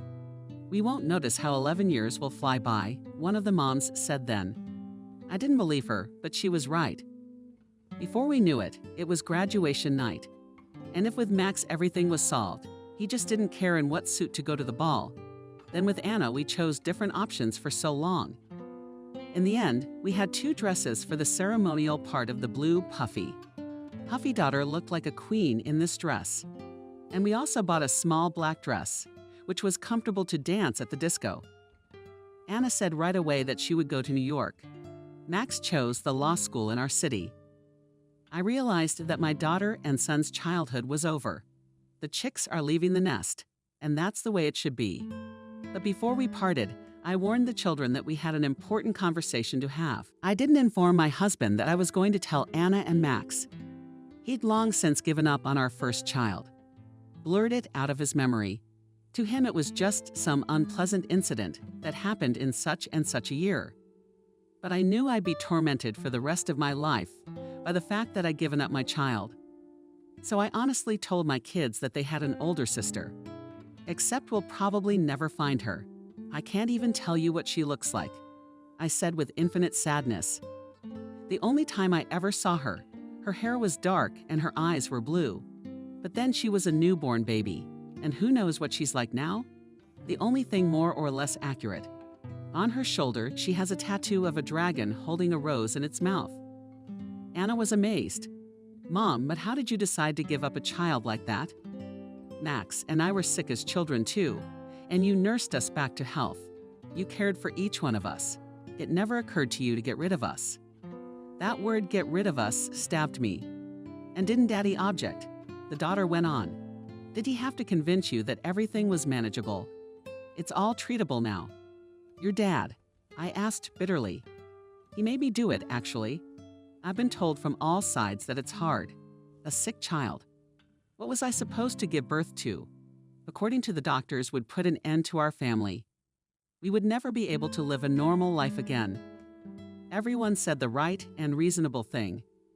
But I almost immediately began to regret my decision. But it was too late to fix anything. I had been lied to and told that my little girl had been adopted. And it turns out that this did not happen, and she grew up in the cold, stuffy walls of the orphanage. I bet she wasn't fed and abused. She suffered because she wasn't wanted. The people closest to her have given up on her. Anna finally realized how hard it was for me to say all this. She ran over and hugged me. It's okay, she said. Fate will still be on our side. We'll find Lily, I'm sure. If I graduated from law school, I'll have a better chance of finding out about her, Max encouraged. All I could do was cover my face with my hands and cry. Anna went to New York, enrolled in college. Soon enough, she got married. Her husband has his own slot machine business. Once a year, I go to visit her. She has a big apartment in the new district. The house has a gated courtyard where they don't let outsiders in. And in the apartment, in addition to the rooms, there is even a place for a small pond and a mini pool where the turtles swim. And Anna herself now looks stylish, wears expensive things, building a career. I realize that she will never return to our city, and that if I live to old age, I can hardly count on her as an assistant who will take care of me. I'm happy for my daughter, she's doing well, and my son-in-law and I have a great relationship. But essentially, I've lost Anna. She's slowly becoming more and more of a stranger with her own agenda and interests. Well, that's life, and I'm okay with that. Max graduated from law school and joined the police force, but it wasn't an easy road. There were always conflicts with his superiors. In our small provincial town, connections and money decide everything. After a couple of cases, Max quit. 2 cars collided at the intersection, one of them from Tost, so that she crashed into the concrete porch of the store. The elderly driver died on the spot when they began to reconstruct the picture of what had happened from the CCTV cameras. It became clear who was responsible for the accident. The son of the deputy of the local Duma flew his car at a huge, unacceptable speed for the city and did not think to slow it down even at the intersection, so he rammed into an old 8. But it was the dead driver who was found guilty of the accident. Allegedly, he should have given way. The young son of a wealthy family paid for the funeral. That's how he got off. The second case was about the same. Drunken officials on a motorboat went for a walk on one of the islands and managed to crash into an inflatable boat with a whole family in it, a father and mother and a child. The head of the family was injured, fell overboard, and his body was not found until several days later. The officials got away with it. The motor driver received a suspended sentence, and again the dead man was found guilty. Allegedly, he'd been drinking and failed to yield the right of way. "Can't be an investigator anymore," Max said afterward. "I'm doing my own research. I know who is to blame in this or that case. And the blame falls on completely different people. That's enough. I quit. And my son went to work as a security guard in a store, even though it didn't pay much. And the profession of security guard became, to put it mildly, not prestigious. Max still hasn't gotten married, even though my girlfriends tried to match him with their daughters. And I don't insist that my son rush to have a family. Let it happen in its own time. And I divorced my husband. I just couldn't take it anymore. The loneliness of being alone together. We had completely lost understanding of each other, and what filled my soul with bitterness did not touch him at all. At the registry office, we were persuaded to delay our decision. You've lived together for so many years. Do you really want to be alone now, when old age is already staring you in the face? Your children will have their own lives anyway. Would you be able to support each other? We heard you, but I insisted on a divorce. We split the apartment, got a 2-bedroom for our 3 and little family. The son took his father's side. They were always close. And now I have my own corner in the former dormitory. A 10-square-meter room with a tiny hallway. On one side of the bathroom, on the other, a kind of kitchen, a cubbyhole, which can hardly fit one person. But the center of the city opposite the stores, next to the park and the second floor. I'm getting ready for old age. I won't have to climb stairs if the elevator goes out, or walk far for bread and kefir. I've resigned myself to the fact that I'll live out my life alone. Suddenly Max called me and almost shouted into the phone, "Mommy, she's found. The girl with the dragon and the rose." Lily sat idly in the back room. She was sure that nothing good would come of her attempt to sneak a few nuts in the store. Most likely, the guard would call the police and she would be fined something. Her name will be on the police report. Sooner or later, Herbert will find her, and when he does, he'll force her back into his house and beat her half to death, and a restraining order. The guard didn't say another word. He stood in the doorway of the back room and was definitely afraid Lily would get in somewhere. Sometimes female voices called out to him, but he just waved them away. And half an hour later, a middle-aged woman came into the little room. She was very pale and looked at Lily with her eyes, a shaken person. The last thing she looked like was an angry shopkeeper, and Lily didn't know what to think. "What's your name?" asked the woman. Lily gave her first and last name. After all, there was no point in hiding them. The woman flinched slightly. "Are you married?" Lily wanted to answer was, but the woman did not wait for those words. "You had a different maiden name." Hurriedly she asked, and when Lily named her, the stranger covered her eyes. "Did you grow up in an orphanage?" she said in a tone of assertion. "How do you know?" Lily wondered. "We need to talk. Max, please see that no one enters this room." The woman sat down on the chair the guard had placed for her. She was quiet for a few minutes. "I don't know where to start," she admitted. "We could do a test. I guess that's what it's gonna take. But I'm pretty sure I'm your birth mother. You may never forgive me. I can already see that life hasn't spoiled you, but you me. If you're not hard right, you'll regret it if you don't do everything you could have expected, Lily." But not what happened to her. The guard didn't send her to the police station. Instead, a woman sat across from her and begged her to listen. "Speak up," Lily said. The woman started from afar. She talked about how she had married without much love, how she had gotten caught up in the routine of everyday life when she was still young and wanted a thrill, how she got into extreme sports and achieved something. And then the records were a time of pregnancy, and the doctors assumed that the child is terminally ill. "I waited many years," the woman said.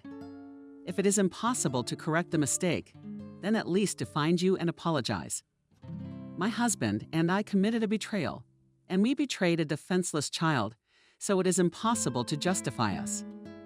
Then we had normal, healthy children. We raised them.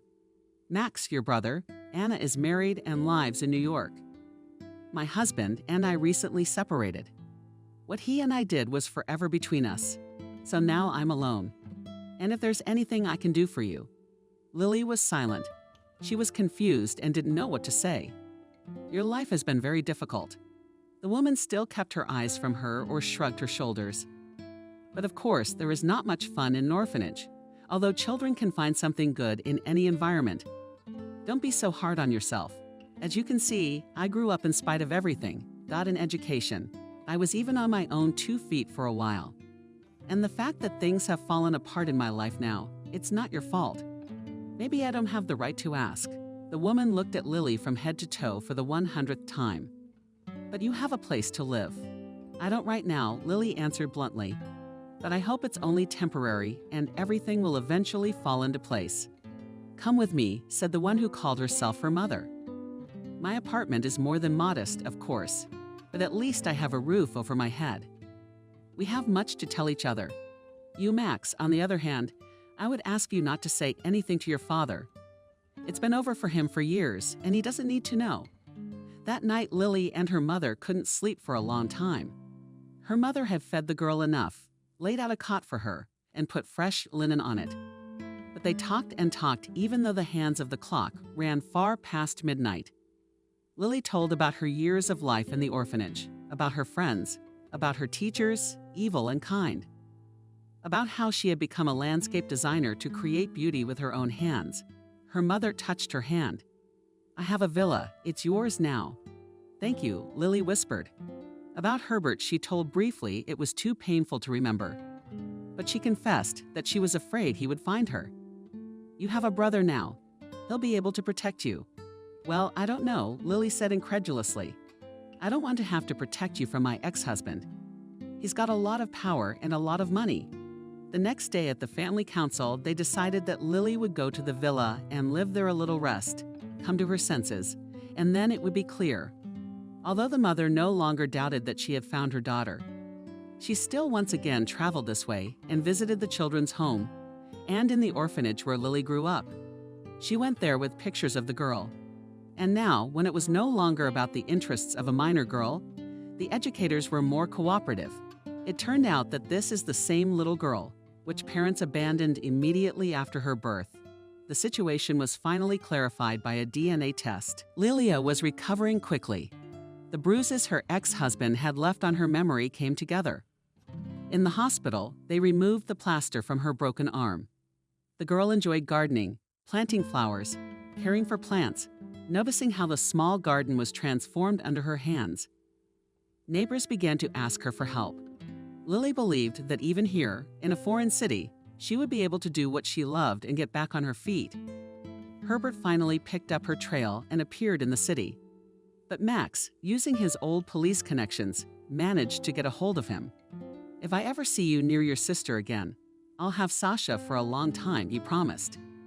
"You weren't shy about raising your hand to Lily, and we're not shy. You'll probably be found in possession of drugs, and that's a lot of time." And Mom got a call from the doctor she was hopelessly in love with. Kelly said, "Let's meet you somewhere. I've been wanting to talk to you for a long time." Kelly couldn't invite him to her tiny room. There was no place to sit.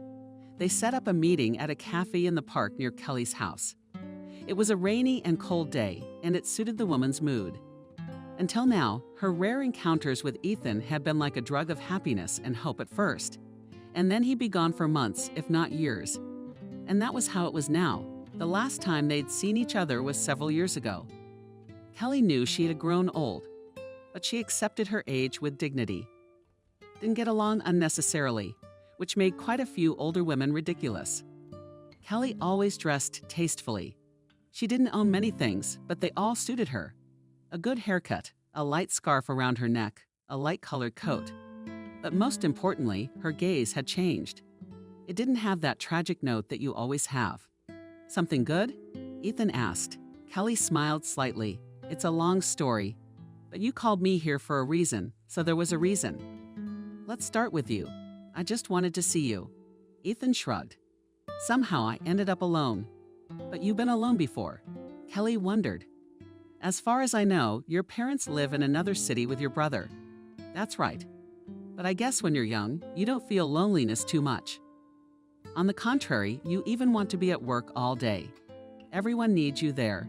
In the evening, you think about one thing: to come and collapse in bed, and no one to disturb you until morning. But time goes by and things change. I'm almost out of surgery now. Hospital entry is as bad as conspiracy in the royal household. And my eyesight is failing. It's time for eye surgery, so that's the end of my youthful enthusiasm. Now I come home after a day's work like everyone else. And there are nights when I don't feel like going home. I know I'll be greeted by dark apartment windows. I've had a lot of patients, but you're the only one who's ever asked me about me. Everyone else was only interested in me as a doctor. They started telling me about their illnesses, complaining, asking for advice, asking for things. And now I think that no one ever needed me as a person. Ethan stared straight ahead. Kelly was silent. It was no use telling him that she'd loved him for years, unrequitedly. And he hadn't noticed. Would it make any difference now?